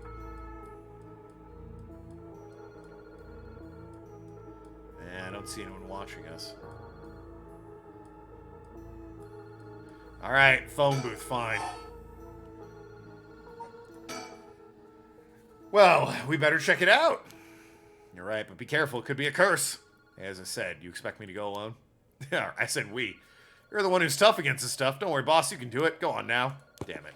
Well, I mean, is he gonna stand next to you while you answer the phone? What are we doing? Hello, Kineshiro Park phone booth. Evening, Detective Tutsumi. How are things looking out there? Who is this? Wah! I got him, the real deal. Detective Tetsu Tutsumi himself. Ah, wait, that's Chief Inspector Tutsumi now, isn't it? You've come a long way since we last met. I asked you to identify yourself. Have you forgotten all the time we spent together? What a time that was. I recall I gave you quite the runaround. Wait, is this? Is it the serial killer? Yeah, Najima? Did you say Fumichika Najima? Like the one from the Najima murders. Ding, ding, ding, you've got it. I had a feeling that great Chief Tutsumi would remember me. I spent 20 long years in a cell thanks to you. That shit was not easy. You should be thanking me. Should have given you plenty of time to think and atone for your sins. That it did! I've repented. My conscience is clean as a whistle. Bullshit. 20 years in prison doesn't even begin to make up for the shit you did. I don't know about that. After all, the justice system was gracious enough to grant me a parole. What? Well, yeah, how do you think he's calling you? If this is the real Najima, he must still have a grudge against me for arresting him. Is this payback? Damn it. What is your goal? Now, you gotta understand. I've repented, seen the light. I've been a good boy since I was granted parole. I've got myself a job. I've been real serious about walking the right path. That's very nice. Keep it up. But it was no good. When the opportunity arose, it was impossible to hold myself back. I knew I had to give you a little token of thanks, or I'd never truly be able to have a fresh start. You get what I'm saying? No thanks, I don't need anything. No need to do all that for me, just try and live a quiet life. Oh no, it's no hassle. No hassle at all. It would be all too easy to just kill you, to tear you apart, but that wouldn't be satisfying, certainly not after 20 fucking years of waiting. It's a long time to nurture a grudge. You fucking bet it is! I let it gnaw at me, grow inside of me. I thought of nothing else. I do like the response. You fucking bet it is. All this time, I played model prisoner, endured the harassment those asshole guards threw at me. And I did it all for you, Tsutsumi. So please just accept my deepest, most sincere feelings. Sorry, I'm afraid I don't feel the same way about you. Shut the fuck up! That attitude of yours is why I'm saving you for last. What are you planning? Whatever it is, bring it on. I'm not running away. I just told you, I'm not coming for you yet. Pay attention when people talk, shithead. Well, Nejima's at least an interesting character. You see, this time, I want to see you on your knees, weeping in despair and begging me for mercy. Oh, you're here? Wow. Fucking made it just before the buzzer, 7-9. Wow, no, I'm so sorry, Nejima. Forgive me, I won't do it again. Shut the fuck up. This is exactly why I've hated you so fucking much. It was worth a shot. Do you really think that would sate me, asshole? You must be crazy. Well, then we're both crazy. We got so much in common, we should be friends. Enjoy cracking your jokes while you can. I'm gonna kill everyone you care about, one by one, until there's no one left. Sorry to disappoint, but I'm a lone wolf. I don't have anyone like that in my life. Boss, what about me? Shut the fuck up! Or, wait, are you trying to protect me? There's not a single person you care about. I wonder what your sweet daughter would think if he heard you say that. This Nejima killer dude who unleashed the whole curse thing? I mean, maybe. Pentagram built to something might have unleashed it. She said a spell was cast on the town, and that's why the curses are strong here. I don't know if... I mean, I don't know when the... Logic would dictate the spell was cast before all the events that led to the curses, which this guy obviously didn't do. He committed this shit in, like, the 60s, I think. But, I mean, maybe. It's happening. Ah! Don't you fucking dare, I'm warning you. Ah, very nice, that's more like it. She's living all alone now, isn't she? Attending university and all, what a good girl. Oh my, don't tell me she just happened to live in Honjo. What? She does? No, forget it, this isn't funny, asshole. I'm gonna find you and make you pay. I love it, keep going, I wanna hear you lose your mind. It's music to my ears. Fuck you. I look forward to chopping up your precious daughter just like old times. I won't let that happen. How'd you know where I am? This is my favorite part. The sound of confusion in your voice is to die for. It is delicious. I can't get enough. I'm not telling you shit. Have fun racking your tiny little brain for it. I guess I could give you a hint. Go on. Well, you see, I have the one-sided read. Yeah, I think they're setting it up that this janitor... Either it's a hell of a twist or the janitor is, the serial killer. Because, I mean, he went in looking for Mio, and she was found clearly murdered by the one-sided read. Tsumi, you have the Evergreen Beach, no? Jima! You're a curse bearer, using the power of the curse. Indeed, and what a peculiar curse it is. But that's where my hint ends. Wahahaha! God damn it! The curse Sekko couldn't have fallen into worse hands. Oh, one more thing we should discuss. In fact, it's the most important thing. Thought you were finally gonna shut up. I'm sick of you, so I'll pass. You don't want to miss this. It's the main course. I could just go after your daughter, but something tells me you'd get bored. Nah, I'm good. You got me real fired up. You're in my head. Well done. But this is a gift tailor-made for you. I'm going to kill all the people you swore to protect. Every last person living here. You couldn't. But with this curse of mine, I can. I'll give you until dusk. But then I could probably be a couple hundred people or so. And it'll be all your fault. I mean, sounds like it'll be your fault, Nejima. He's been paroled some time ago, showing up with a revenge. He was patrolled recently because They mentioned he killed people 20 years ago, and on first offenses like his, they give you a parole in 20 years. So he only recently got out of jail. Him showing up with a revenge plot and all these strong curses starting a rampage in the area near the cop can't be coincidence. Maybe. If he is a janitor at the school, though, it's just possible that, I mean, random people are finding these curses. He could have been one of the ones. And now he's seizing an opportunity. It must be so hard to know they'll all die because of you. Sounds like they'll die because of you. So tragic it must be tearing you apart. Wahaha! Don't fuck with me. There's no way an amateur like you could pull off the curse this strong. Fortunately for you, I can. My curse stone is a particularly strong one, which means I can have my fun without needing to hold back one bit. It's almost like the Feast of Shadows was cast just for me. Well, he does know about the Feast of Shadows, though. But with a comment like that, it does not sound like he's the one who created the spell, as it was called the Feast of Shadows. You're surprisingly well informed about this. Who is it that tipped you off? Who knows? Then how about I kill myself first and ruin your fun? What about that, asshole? Idiot! You think I'd call it off just because you were dead? There's no running away for you. I'll find you. I won't let you get away with this, Najima. You got 12 hours. Do you really think your paltry little organization will be able to make a dent in my plans? Oh, the sacrifices made will be heavy. I can't wait to see you sobbing with regret. Ha ha ha ha! Oh, I'll even have enough soul dregs to pull off the Rite of Resurrection. How splendid. Wait, Najima, you're after... Anyway, see you around. Bye-bye now. Well, hell. Sure you could have randomly stumbled upon it like the rest? Seems like an odd coincidence. True. It does seem a little too convenient. Boss! Here, did you catch all that? Najima, what is he planning? Who knows? For now, we need to find him and get him into custody. Send word to HQ. Oh, Nathan, you're unbanned. Yeah, the cop plot line definitely seems like the strongest. The schoolgirl one's not bad, and the mom one is mostly weak. The presence of the girl who pretends to be stupid but is, like, actually quite smart is an interesting twist. But, yeah, the cop one's definitely the strongest plot. The fact that 7 mysteries are wrapped up in this is going to make things tricky. I mean, with Najima being a curse bearer, just our luck, really. Couldn't have been a worse guy. Sounds like his curse will be able to kill a lot of people at once. I'd like to avoid getting our investigators caught in the crossfire. We'll use them to find out where he is, but then we're going in alone. We should try and collect as many curse stones as we can before then. Let's hurry. Aye, aye, boss.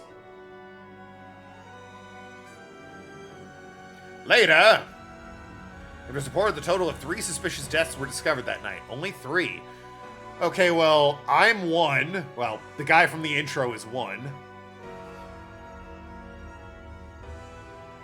Mio? Najima's threats along with the curses were kept secret from the general public. However, Mahandra's serial killings still made international headlines following the death of police officer Hajime Yoshimi. Oh, I guess Hajime Yoshimi, yeah. At Tsusumi's request, a large-scale investigation was launched into Najima's whereabouts. They spent the rest of the night looking for curse bearers in the air, but their search ended in vain. And with that, the curtains closed on that cursed night. Huh. 12 hours to sunset.